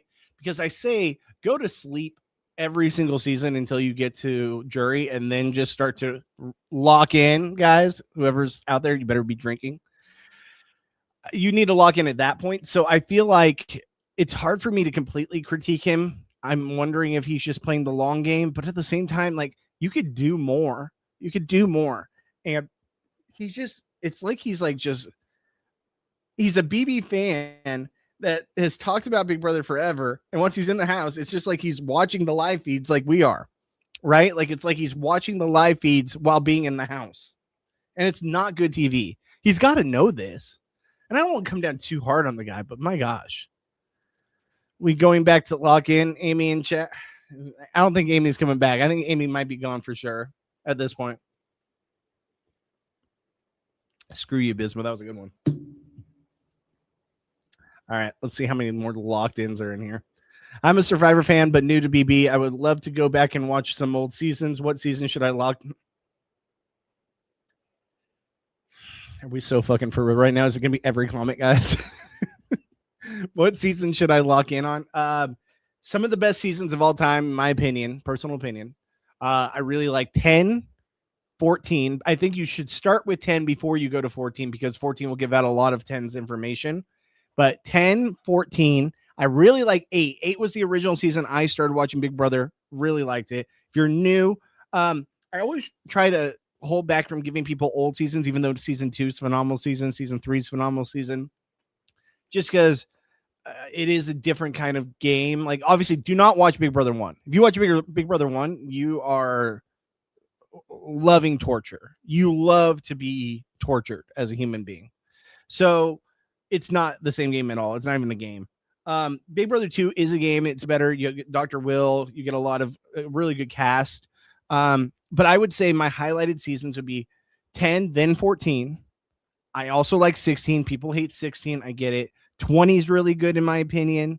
8 is a good season. I'm saying like basically all even seasons. I wouldn't even say that some of like post 20, I wouldn't even like recommend those. Not that I don't like them and there's good seasons, like the Cookout season's a really good season, but like I feel like you need to know the lore before you get into those seasons is what I would say. So I would probably say start with 8 or 10. And then if you want to go backwards in the past and start from like, 2 and 3 and then 4 or 5, make sure you leave that up to 7 because 7 is the first all-star season. So if you watch that, which is a very good season, but if you watch that before you watch the others, you're going to not really get the true introspective of those players. Like 8's like, I feel like 8 was a good way to go. It's a good way to start for me. That's personally how I feel. But 10 is probably my all-time 14 is probably my all-time favorite season, but 10's a very, very good season too. Let's see here. 26 because first season with Blockbuster under different name and Angela's first season, Sari was on 25. Blockbuster is new, by the way. So for Chloe, since this is you're new to Big Brother, Blockbuster has only been around for 2 seasons. Like it was always in the past where if you lost in the veto competition and you were like the target, you're going home, or if you were like the renom after someone won the veto and you go up, you're just basically SOL unless you have the votes. And it was usually most seasons in the past, it's 2 nominees in the final 2 chairs, right? Not 3. That's new with the Blockbuster. And they added the Blockbuster a couple seasons back because it does bring the drama for that last night of, hey, someone has a last second chance to save themselves. And I think it's been the greatest addition they possibly could have had since, adding the veto way back in the day. So those seasons are all going to be once veto happens. And don't get me wrong, there's times where blindsides happen and they flip the vote, what have you. So things do change. It's not always cut and dry. It's not always, okay, well, we know who won the veto. This person's going home. But a lot of the time it is, right? A lot of the time it is. But there are times where it does flip or something crazy happens, i.e. Big Brother 14. Did Bobby say 2009? Who that? Yeah. God. Yeah, that was when me and these guys are all in the league too. Me and 5 of my roommates, some of my good buddies, we all lived in a apartment in San Luis Obispo. It was a 2-bedroom apartment with 5 guys, and we all just slept on like little twin beds or like full beds on each side of the walls. So we made it work. But I think my rent back then was like $400 a month. Like, God, what I would pay what do I give to pay that nowadays? What's up, Micah Hart? Thank you so much for joining the chat. I think D will win. I think D's in a great spot, and D's playing very well. She's playing very well. She has her connections in the house. She has her BB bribe power that she can use. I think that I want to see her back against the wall. I want to see what she does. Like, say Devins is taken out of the house. Where does she go from there? But I do think that D's one of my front runners right now to win it all for sure. Thank you for joining the chat too. Hope you're doing well. Look at the Saints. Drew Brees leads all completion percentage stats. Yeah, I respect Drew Brees, but I hate the Saints. At Denise says, hoping for HOH results. I stalked your channel and saw the show with your old host that you hadn't talked to in 3 years. He was hilarious. I even watched him on his Price is Right appearance. I know his Price is Right appearance, man, that goes down in lore. But I mean, if you go back to our content back in the day, and for those that don't know, Brent was originally on RHAP. I was originally on RHAP. Brent was much more prominent figure on RHAP. Don't get me wrong. We played the Rahap Sequester together.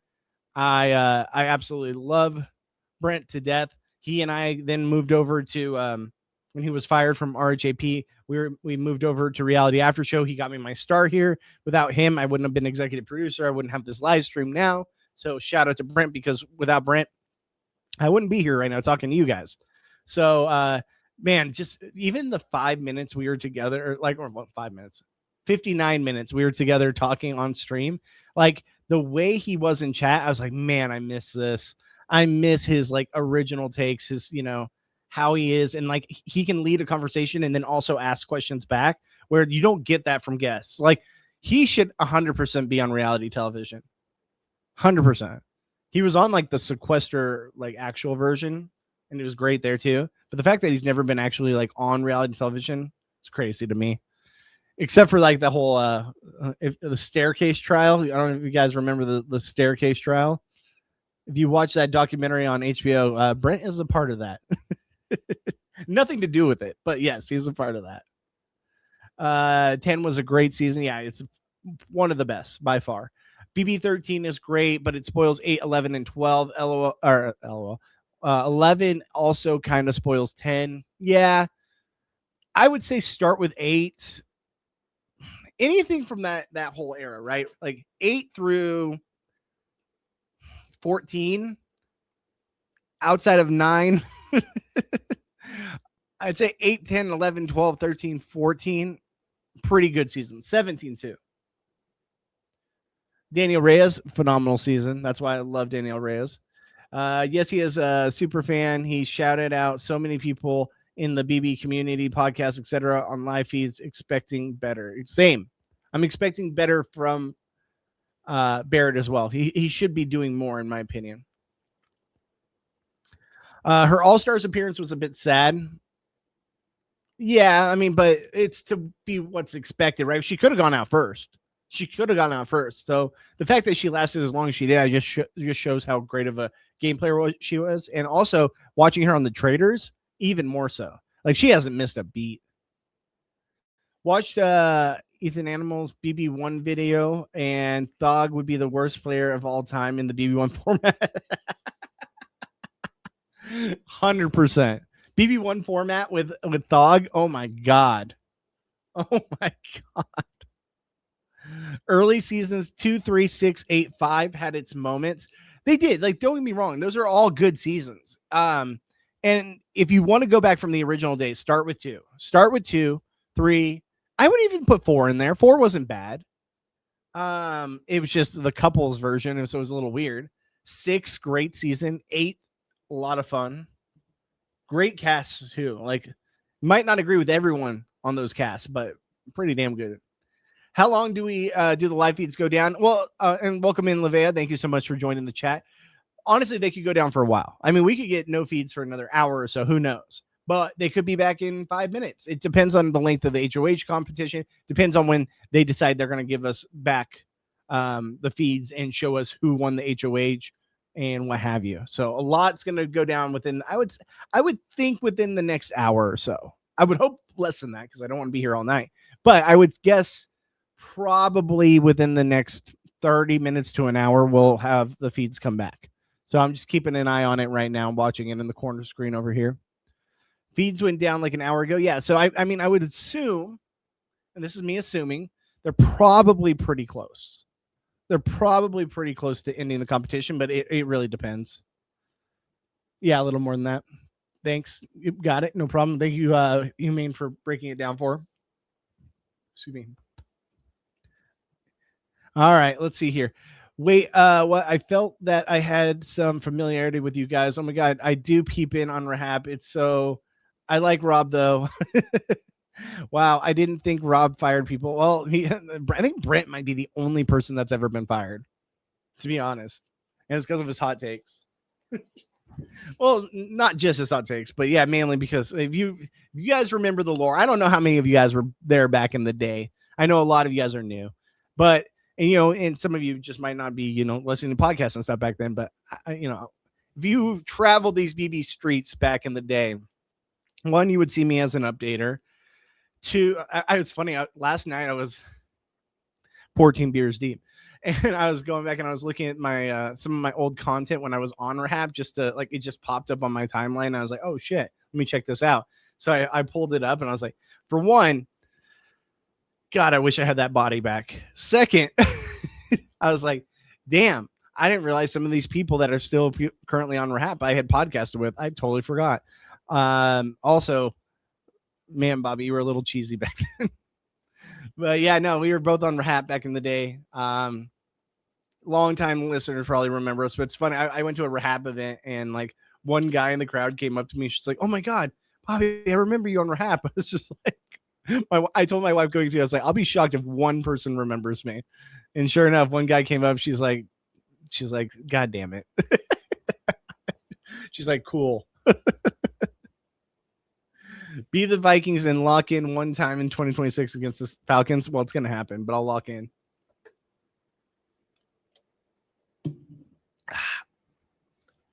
That one hit hard. It's freaking ultra too. It shouldn't hit that hard. Imagine Haley wins HOH. I think that's best case scenario. I think it's best case scenario for Haley to lock in. You better be drinking, everyone. For Haley to lock in and win HOH, I think stop moving the desk. That's I think that's best case scenario for us as TV watchers, for live feeders, what have you. It'll bring us the most content for sure. I think that's something that's going to be a phenomenal outcome if that's the case. And just to see some kind of difference, some the icons with their back against the wall.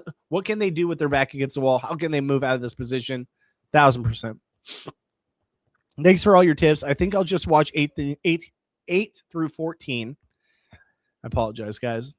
Tripping up on my words tonight. I actually watched the first season back in the day, and it was atrocious. Do not judge anything by that first season. First season is god-awful. I don't know how this show stayed on air after that first season. But I do recommend others, but start with 8. Do not watch 9. 9 might make you fall out of it. Actually, it's such a train wreck. Maybe you'll enjoy it. Because I feel like if you are someone watching 9 for the first time, just know that cast was batshit crazy. Every single one of them, batshit crazy. It was also the season where they tried to play, because it was during the writer's strike at that time. So they had a winter season and Big Brother 9 came on. And it was the season where they tried to be matchmaker and hook people up with other people in the house. So they'd be like, oh, hey, this is your partner in the game. And, this, what was the title of it? Love It or Till Death Do Us Part or something like that. So it was they were trying to play matchmaker. So it is kind of trashy. And then there was an actual couple in the house, but they got paired up with 2 different people because they were a hidden couple. Yeah, that didn't end up really well. So if you are into trashy TV Love Island, you might like Big Brother 9. Outside of that, 10's great season, back to basics. 11's fun. 12's a lot of fun.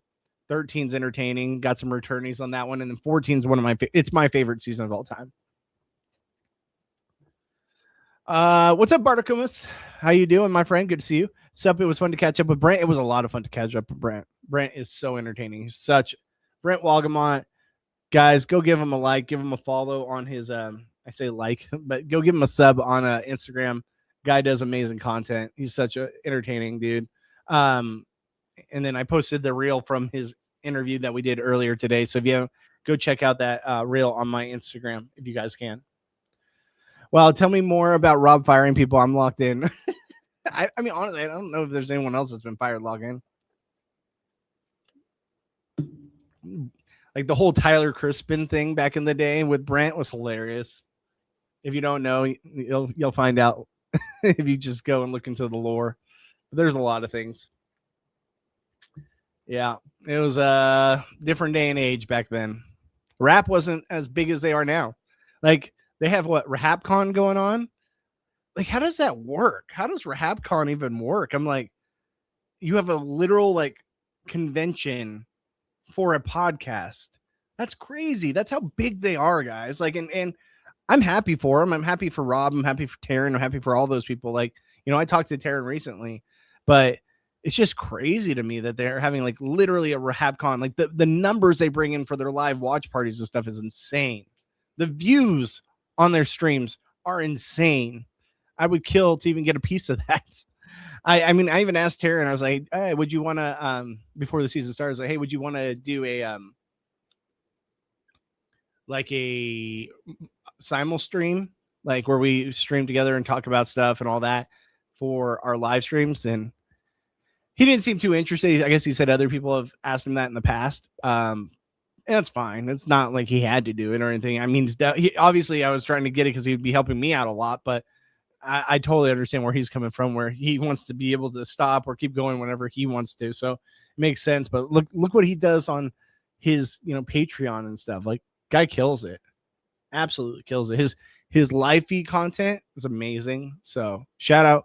I mean, they do have good content. I'm not going to say they don't have good content. I just wish it wasn't so PC at times. That's my only gripe. That's my only gripe. Have an original thought. That's my only gripe. The early seasons had a totally different producer, Arnold Shapiro, but Grodner was the associate producer, I believe. I think Shapiro had better ideas. I agree with you.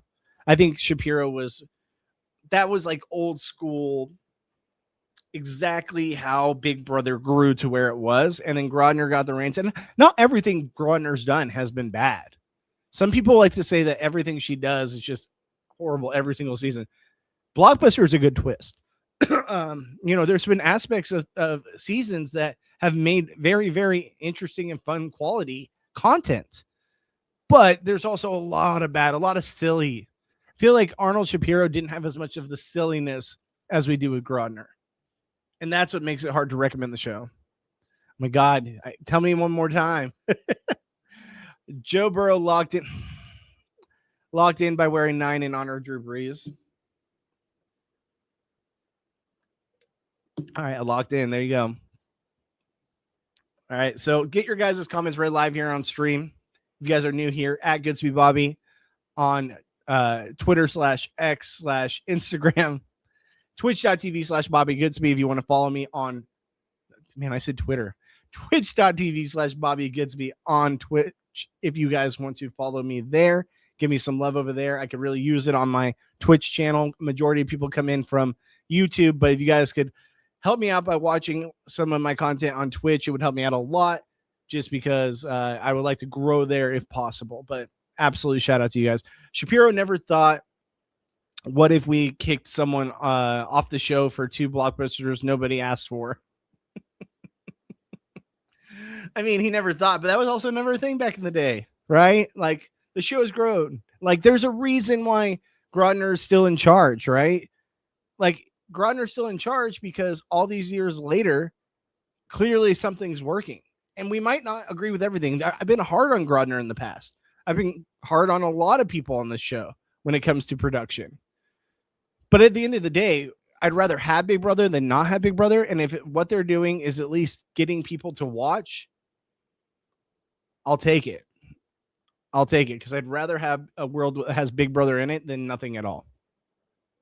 Hell, I've been to 3 live shows before, live eviction shows. Every single time, it's been an absolute crazy one. Austin with his no shoes and Big Brother 17. Caitlin Herman with the puzzle. I was there in the crowd for that. That shit was wild. Big Brother 19 finale, where we saw Josh Martinez beat Paul to win Big Brother 19, which was probably a travesty.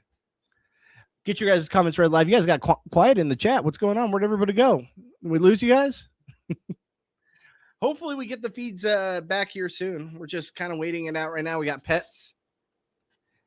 All right, let's see here. Bismo says, casting is my biggest beef at times. I agree with you. I think that is like probably my biggest beef, right? That and like some of the stupid stuff. Like I do think the Wheel of Death was stupid. I think that was a big mistake. I think Zingbot is completely played out. Even though it's a staple, I think it's so played out. I'm so over Zingbot. But casting's probably my biggest one, right? Pretty much my biggest one.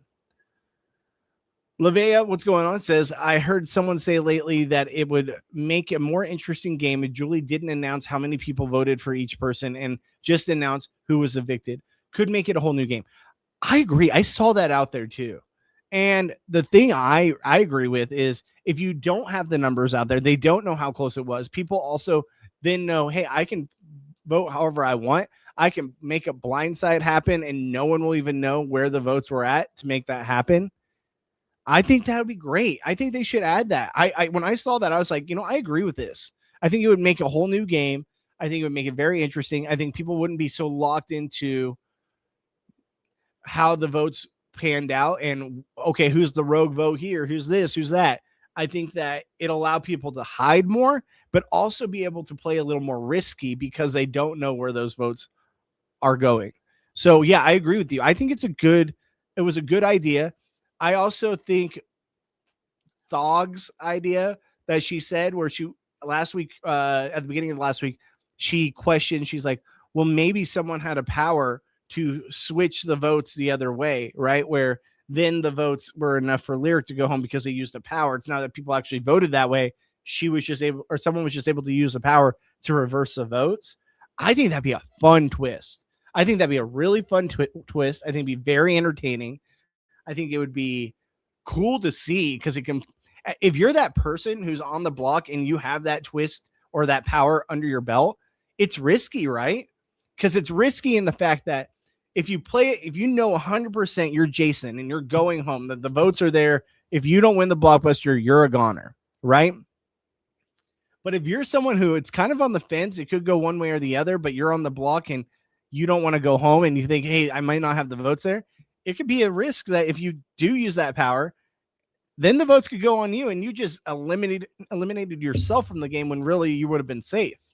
It'll throw the house in a frenzy, but also I think like it could be very entertaining television. I know people aren't about the twist. Not everyone likes twists or power, but I think it'd be fun. I think that's actually a pretty fun twist if they do it right. So yeah, I agree with you. Last thing on Rehab, but I found that the censor or delete their followers' views if they don't match theirs. I mean, that sucks because you built the platform on the people. Kind of sucks to become pretentious. Yep. I mean,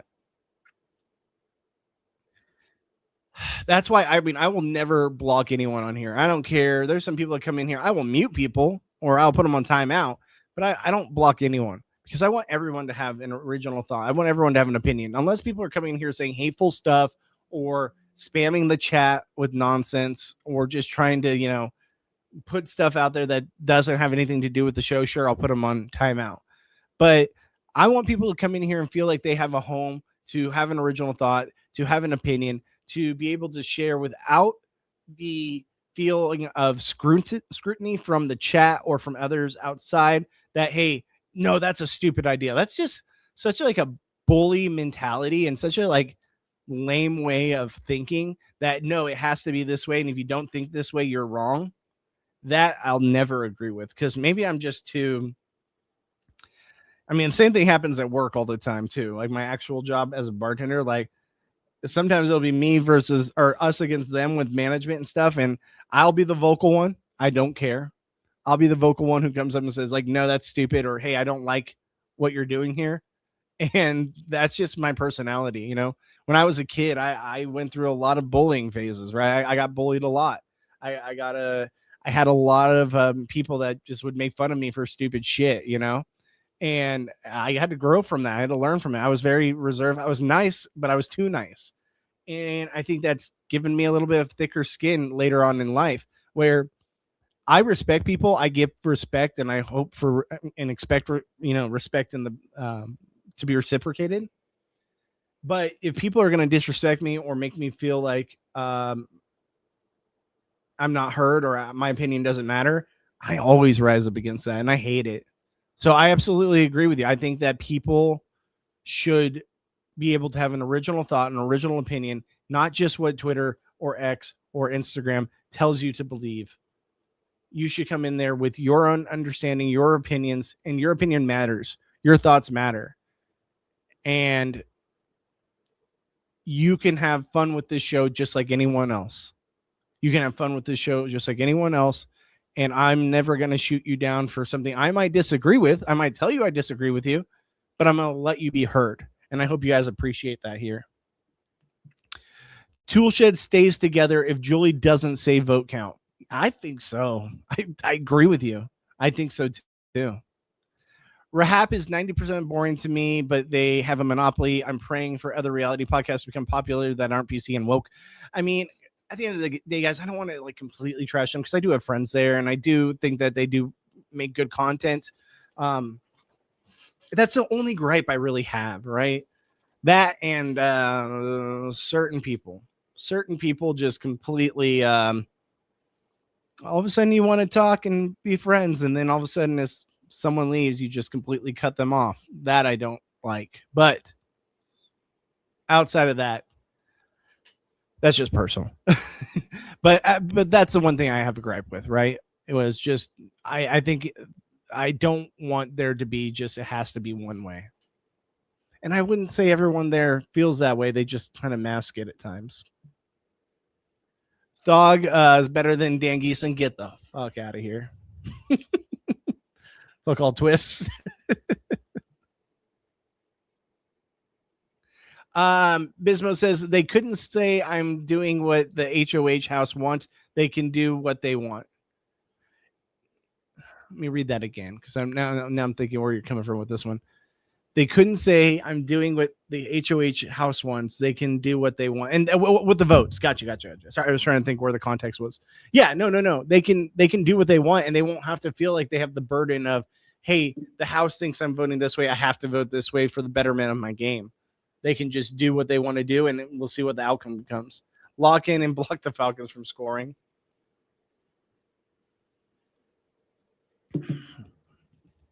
All right. Jesus Christ, you guys. Locked in on D and Devins. I agree. I think that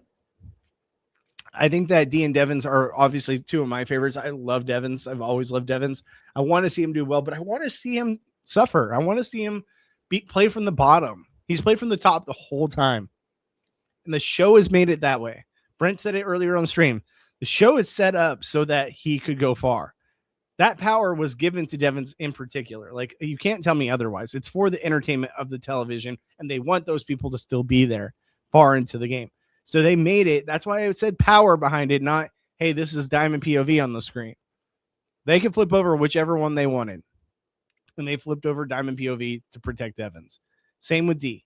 I just think I want to see them with their back against the wall. I want to see them struggle because we see that on Survivor. On Survivor, no one's given anything outside of maybe Tony with a super idol or Yul too. But I mean, no one's really given anything. You have to earn it. And I feel like I want to see the vets earn it. And I don't think they have this season. Like they have in the fact of their social gameplay, but they already came in with an advantage over these newbies who have never played a game like this. And they came in with that extra bit of momentum because of the fact that they've played and D has won Survivor. So I think that's a big part of it for sure. Sorry, I was cooking. No worries, Mary. Just happy to have you back. Thank you for joining the chat. Hope your dinner was good. You're cooking late into the night because over there it's like what, midnight for you? You're cooking late. Absolutely well said. It's all about entertainment, and it is. It really is because at the end of the day, we're all here to be entertained. We're not here to talk politics. If I want to talk politics, I go to a politic chat, which I don't do because I think it's stupid. But I'm here to talk reality television. I'm here to talk about social strategy. I'm here to talk about, oh my God, did you see that person just got caught in a lie? You know, I'm not here to talk politics or what your agenda is or whatever. I'm here to talk about the show. And I feel like that is the biggest thing that in today's day and age with social media, etc., people lack.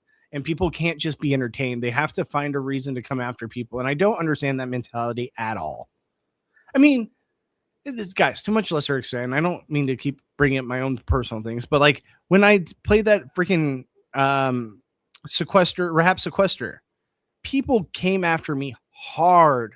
There was a whole Reddit chain talking about how much they hate me and how I'm the worst, and like I'm not even a good podcaster because of how I played the game, or oh, he took out our favorite, so we all should just hate him.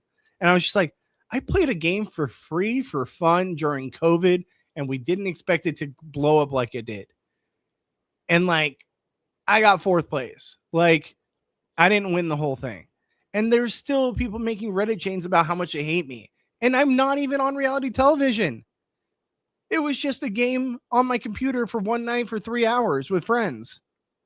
Like, I can't imagine being in this world that nowadays of what they have to deal with and the social media of all. It scares me. It scares me for like people's mental health. It really does. And it's just too much of a vocal majority when it comes to social media that it's just gross.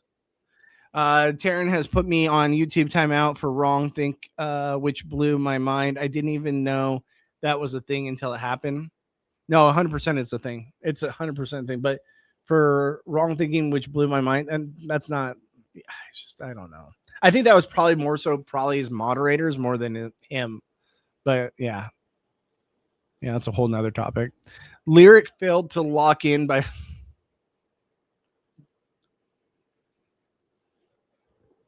Lyric failed to lock in by voting with the House in the Rome eviction. Yeah, but I don't think it mattered too much. I think people stop moving the desk. I think people knew where her loyalty lied. She was never going to not vote for Rome. I don't think that's what screwed her, to be honest with you. I think it was the situation. Happy that you are locked in.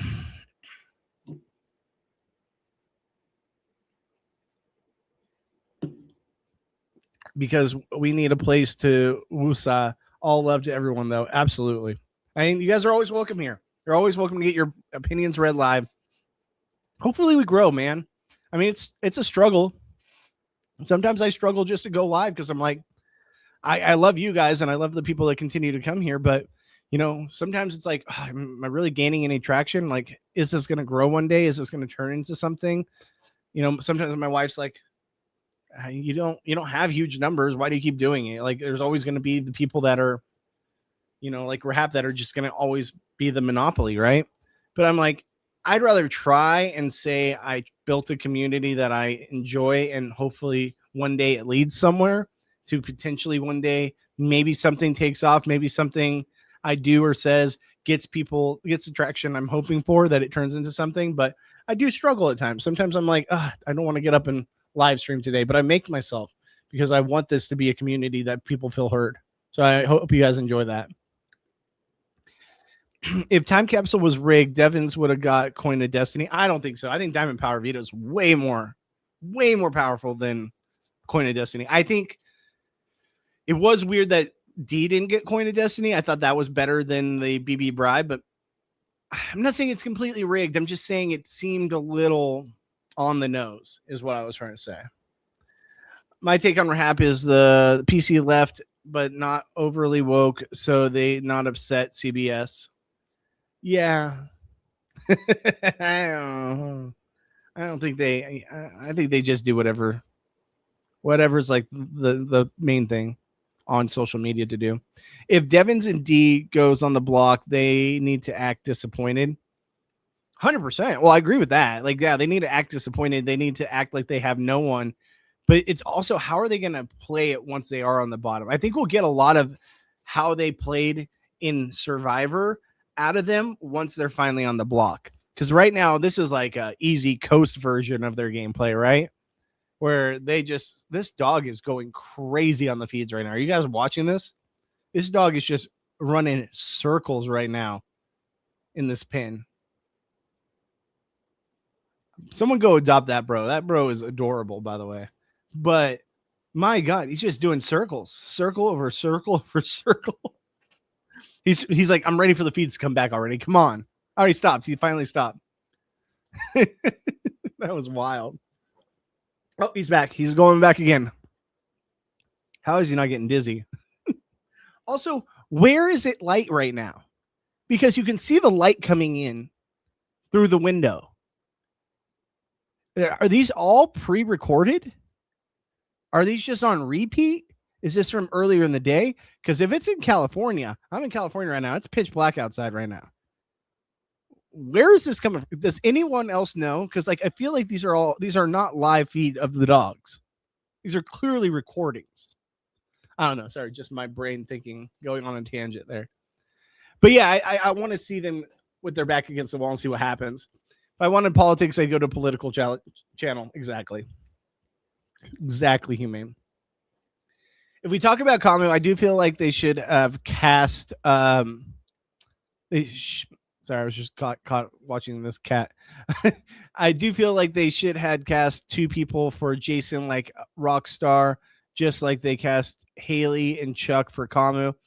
Thing is, they should have brought Jason in as an icon. They should have brought, Lyric and Drew, who were on Beast Games and American Idol, respectfully. And here's the thing: I know they weren't the same characters, but you could at least made Jason an icon. Have there before. That makes sense. 2 guys, 2 girls. I don't know. I still don't understand why Jason wasn't an icon. Wow, good for you. That sucks. The part of the mental health thing is really important. Absolutely. It's very important. It's very important. Especially like with where people are, who knows what they're dealing with. I know that they're putting themselves in the position where they go in to play a game, but like, we don't have to make it harder for no reason as a community. As people watching a television show, you don't have to make it harder. You can take cheap shots like the whole Chuck not wiping his ass the best, right? Like, I get it. It's a low blow, but people are talking about it. It's kind of funny, but at the same time, like, it kind of sucks. Like, I would hate to come out of the house and be like, oh, people are talking about how it smells like ass when I walk in a room. That sucks. It's not cool. It's not fun. And I feel like social media and like at times podcasters like just really lean on that kind of stuff. And I don't know. There's things I lean on too, and you guys might not agree with, but I think it's just, I don't know. I just think it's below the belt. I think it's also irrelevant to what we're seeing on the show. You can say he's boring. You can say he sucks at the game. You could say he's furniture. Sure. And yes, you can make a light joke about whatever, but like, don't make the guy feel like shit, right? Like, at the end of the day, he's a human. Now America just thinks he's a smelly dude. Like, that sucks. That sucks. I really hate that. I don't know. Maybe I'm alone there. And like I said, I talked about it too. I laughed about it a little bit, all that stuff. But it does suck.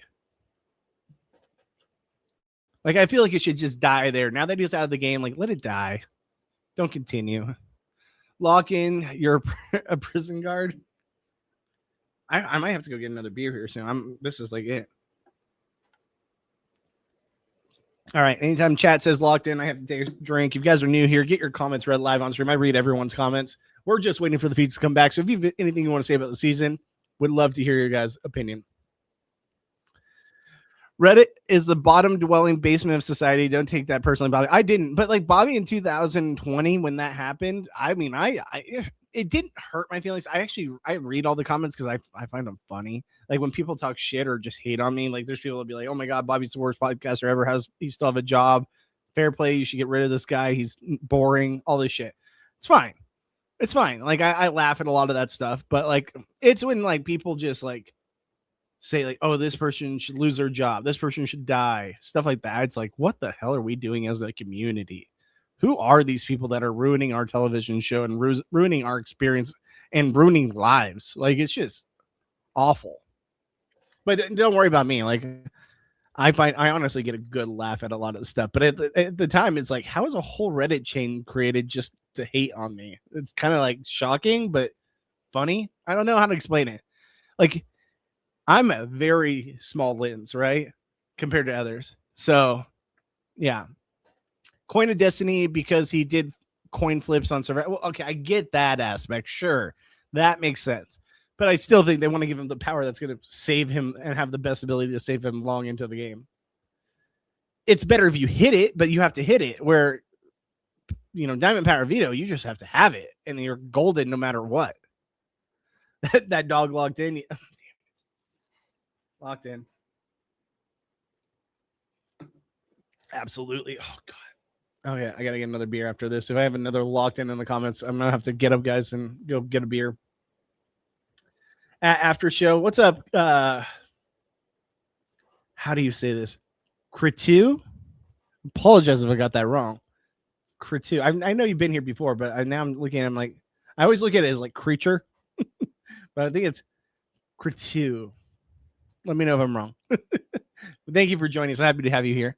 You're right. It was likely his mods, not Taryn, but they likely just parrot his thoughts. Anyway, it's annoying. They have such a huge following. I get it. Appreciate you guys. I really hated Taylor saying that to Chuck. It was gross. Yeah. I mean, it's just below the belt, below the belt for sure. I can say Quinn was so good. He evicted his allies not once, but twice without personally attacking him. Yeah. Like he was a fun, like almost like anti-villain. Like I know he had like villain like tendencies, but you all never took him seriously as a villain. And he honestly never had a position where he was like strong enough in the game to be a villain or to be like a Dr. Will. But like to see him get burned was fun. Like I really liked Quinn. I don't know. Some people didn't like Quinn at all. I liked Quinn. I thought he was fun. I thought he was entertaining. He evicted his allies not once but twice without personally attacking him. Yeah, exactly. Let's see here. Really, they are saying that about Chuck? Wow. Yeah. What's up, BB? How you doing? Yeah. I mean, people were talking about it. They were talking about it on the live feed updates, everything. Like there's people on Twitter, all that stuff. They're just talking about how like, oh, you gotta rub. And I'll admit, I did talk about it a little bit. Like, I have to wipe front to back and all that stuff. It was kind of funny in that small aspect, but like, let it go. Like the guy's out of the show. Like, let's move on past the whole he smells. Like when they say, oh, he walked into a room and he smells, like, come on. Like to make a reel about it is crazy. To make a reel about it is wild to me.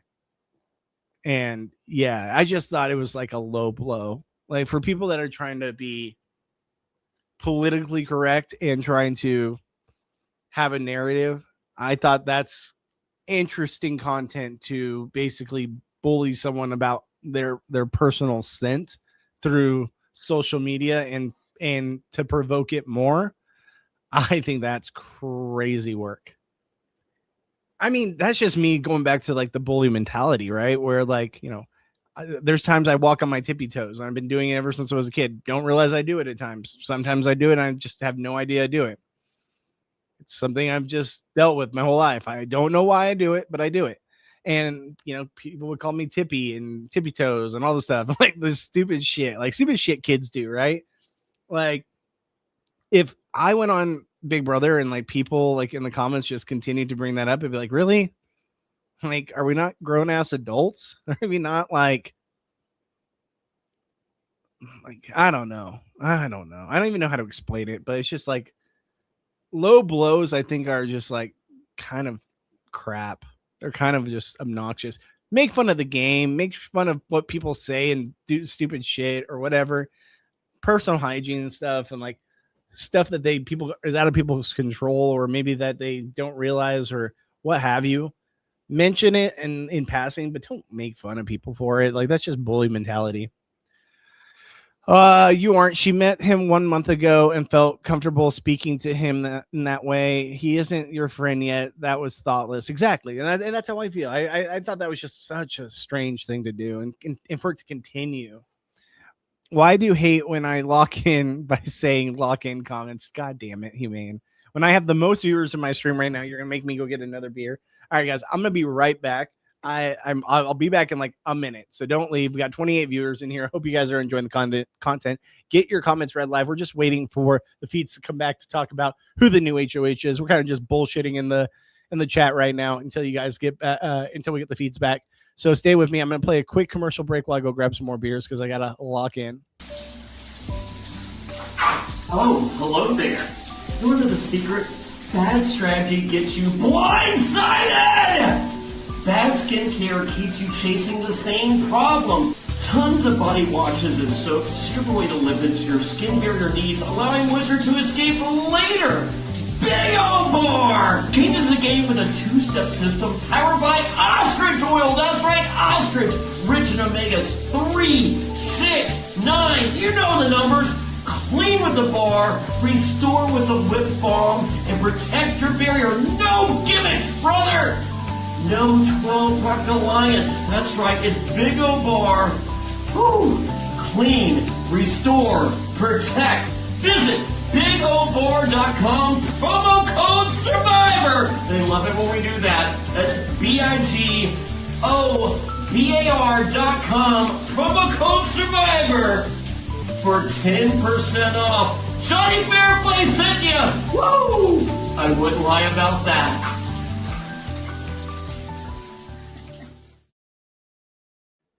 All right, locked in. Promo code SURVIVOR at checkout. Tell them Johnny Fairplay sent you. Shout out to Big O Bar, our sponsor of the podcast.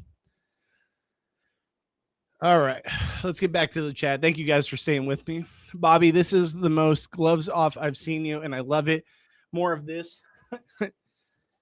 It's probably the alcohol helping with that too. We need more non-politically correct podcasters. I think this is the future, and I'm over the halves of the world. Well, I think there's a place for everyone, but I absolutely think that, you know, there's things I hate about this community. There's things that I disagree with, but there's things a lot that I love too.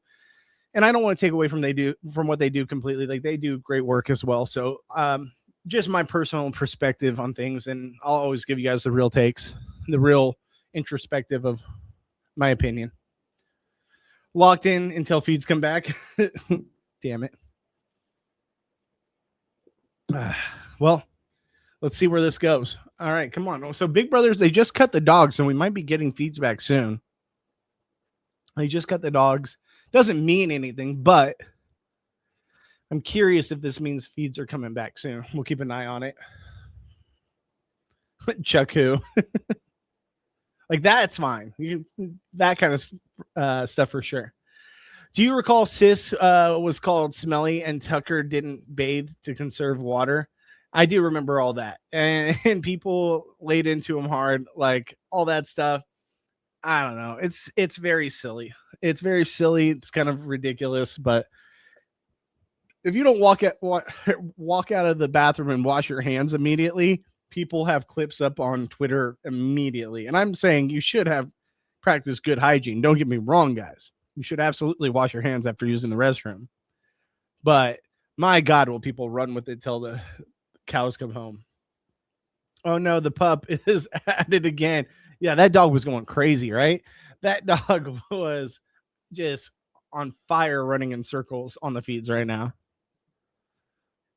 Cute dog. Oh, we're back. Feeds are back. Feeds are back.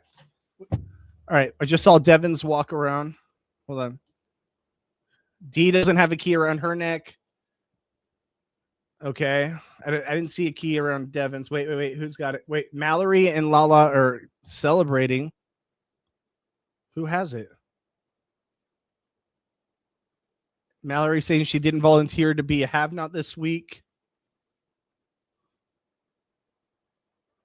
Okay, so I don't see anything on.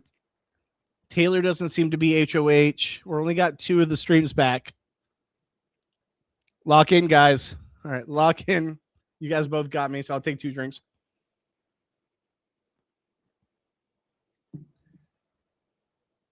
Oh my God, I think it's Drew. Drew won HOH.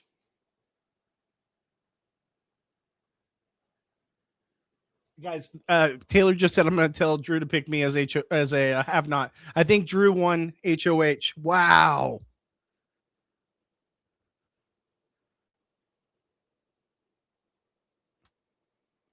I think Drew is HOH, guys.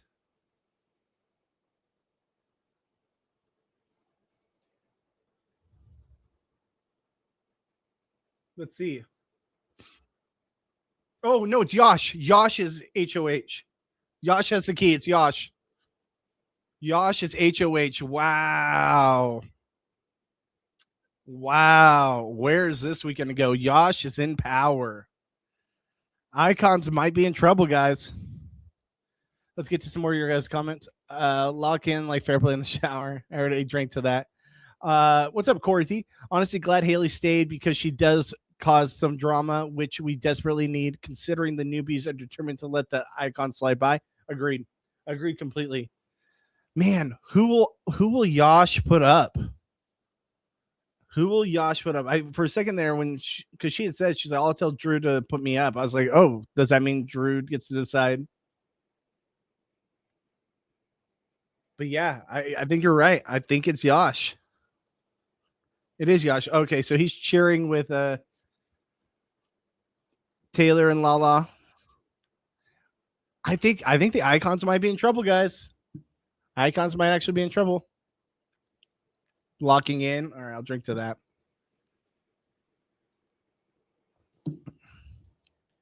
They never wear the key. Oh, they always wear the key. Whoever wins HOH, they win they most of the time wear the key. Yeah, everyone's saying Yash, Yash, Yash. What? He's going to put up his left shoe in the storage room refrigerator. Lala would not be happy for Drew. Yeah, but it wasn't Drew. I thought it was. Uncautious zone. What's going on? Ooh, fascinating HOH. Very fascinating. I think this is going to change up the game. I think the icons might actually be in trouble here. Yash is actually going to play the game, guys. We're actually going to see Yash on the television. I saw the key on Yash. Yeah, Yash is mostly, I think he's the HOH. Yeah, I mean, 100%, right? Like it's 100%.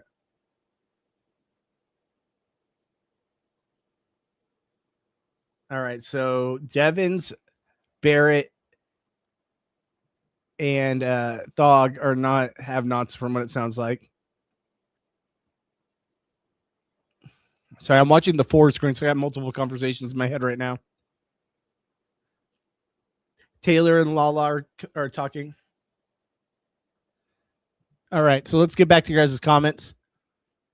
I wonder who Yash is truly aligned with. We'll come to find out this week now.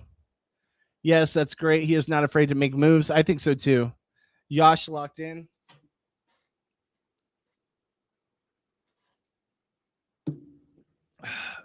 Yeah, he might put up all three for sure.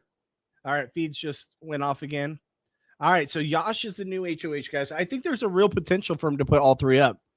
He might just take the shot and see what happens. Let's see what happens tonight when it comes to conversations he might have with the cast and with the icons in particular. But we might actually see a Yash HOH that is powerful when it comes to this cast. Yash is targeting the 4 and possibly the Vets Renom. I could see it, but I still feel like he might take a shot at the Vets. I think he might take a shot at the Vets. Let's triple the chat. Let's go. Come on, guys. Let's go. Let's continue this conversation. What do we think Yash is going to do? Where do you guys think Yash is going to fall when it comes to who he's going to nominate? This is a very interesting week. Yash is a good one for it to happen. It's not predictable by any means. Yash is going to have a nightmare case of HOitis. He's going to go full mullet.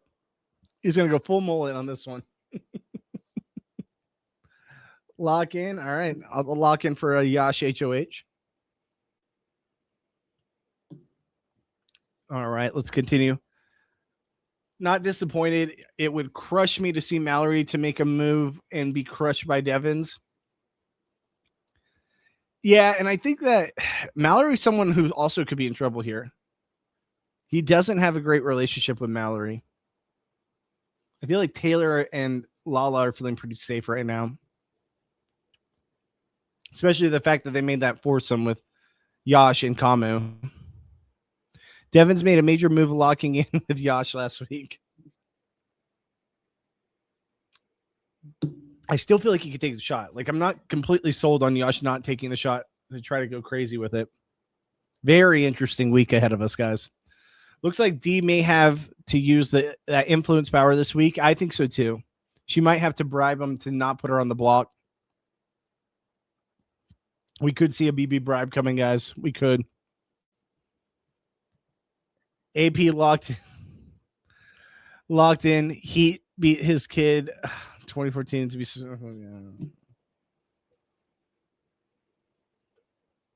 We don't talk about that. We don't talk about that. Yash, get that money from D. I think it's gonna happen. I think she's gonna feel the stress and have to use her BB bribe for sure. Or maybe he leaves her off and she BB bribes him to play in the veto competition. It's possible. All right, we got 3 of the 4 when it comes to FAP all talking right now.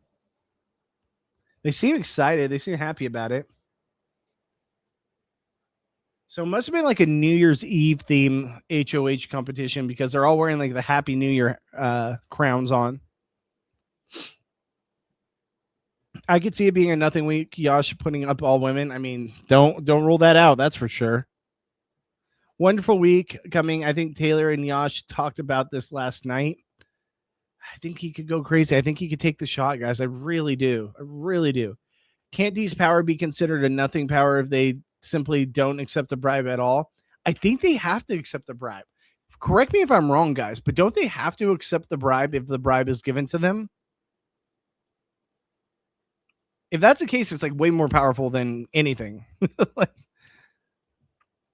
I mean, I always thought that like the best case scenario would like save it till the end if you get to the end of the game, unless you're in like real trouble, and be like, I'm going to use this bribe, but you have to give me your vote to someone you know is not going to vote for you. Here's your bribe. You have to give me your vote in the final 2.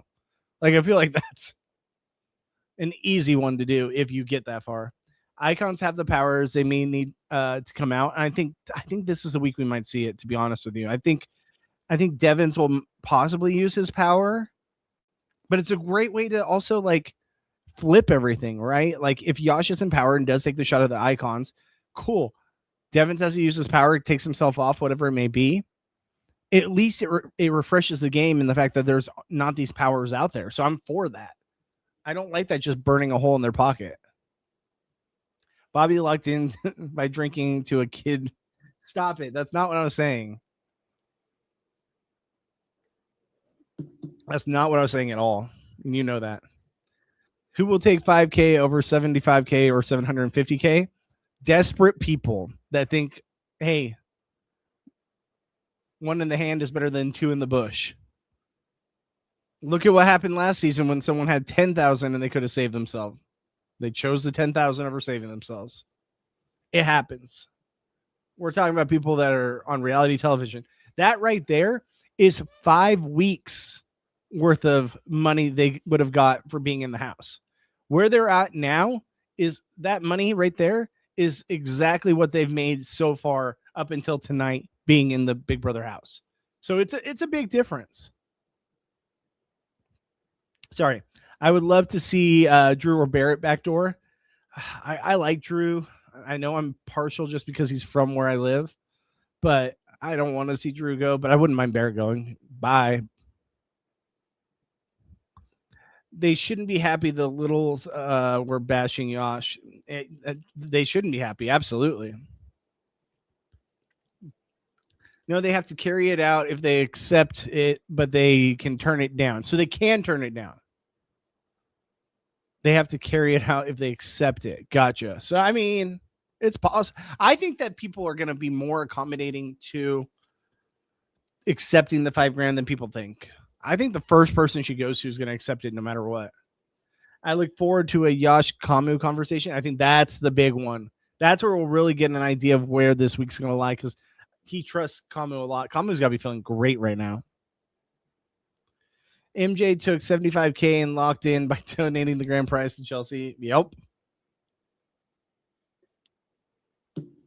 Still one of the more baffling decisions I've ever seen on this game of MJ taking Chelsea to the end. Yash will not put up Devins. They have the Bermuda Triangle Alliance, Devins, Kamu, Yash. Still think it's a possibility, especially if Taylor's really adamant about it because he does have a good relationship with Taylor and Lala. But yeah, either the 4 are in danger, Fap's in danger, Angela, D, Haley, and I still think to an extent Devins. But I also think Devins could use that power to save D.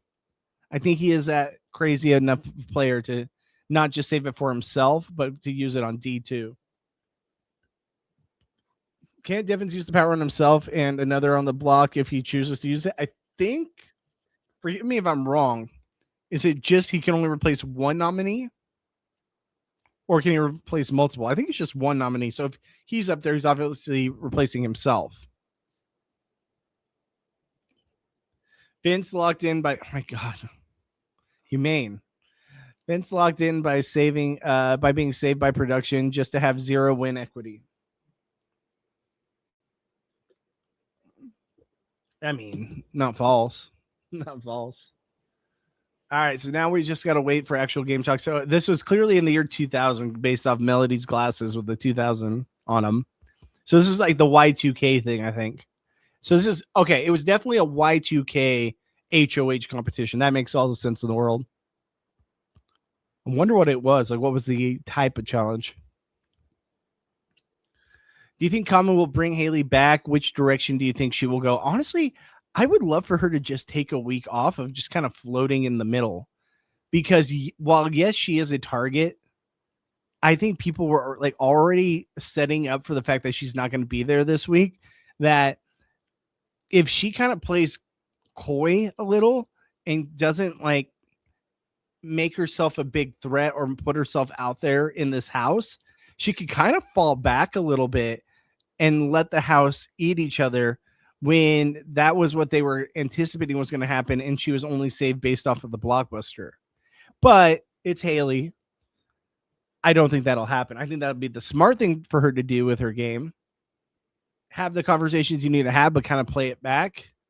But it's Haley. She's going to go balls to the wall.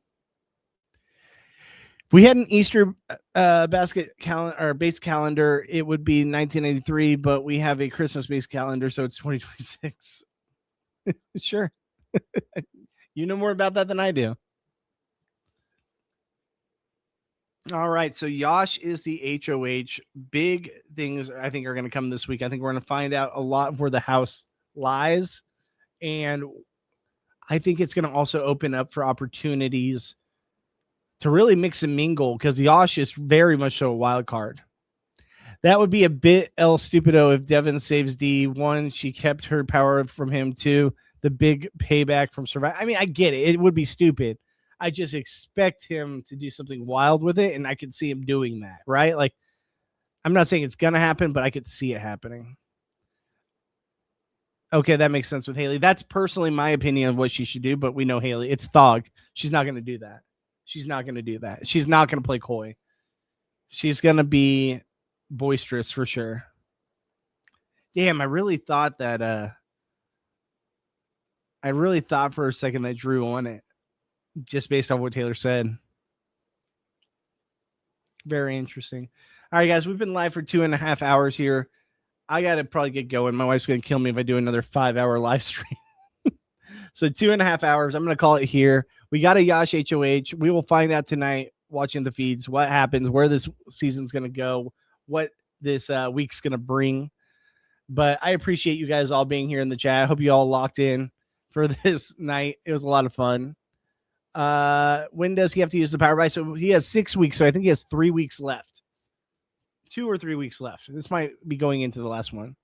If you guys are new here, hit that like button, hit the subscribe button. Anything you guys do to like it, comment, whatever, it all helps me get out there in the algorithm, gets me in front of more people. So I appreciate you guys. If you guys like this content, hit that bell notification so you're notified when I go live.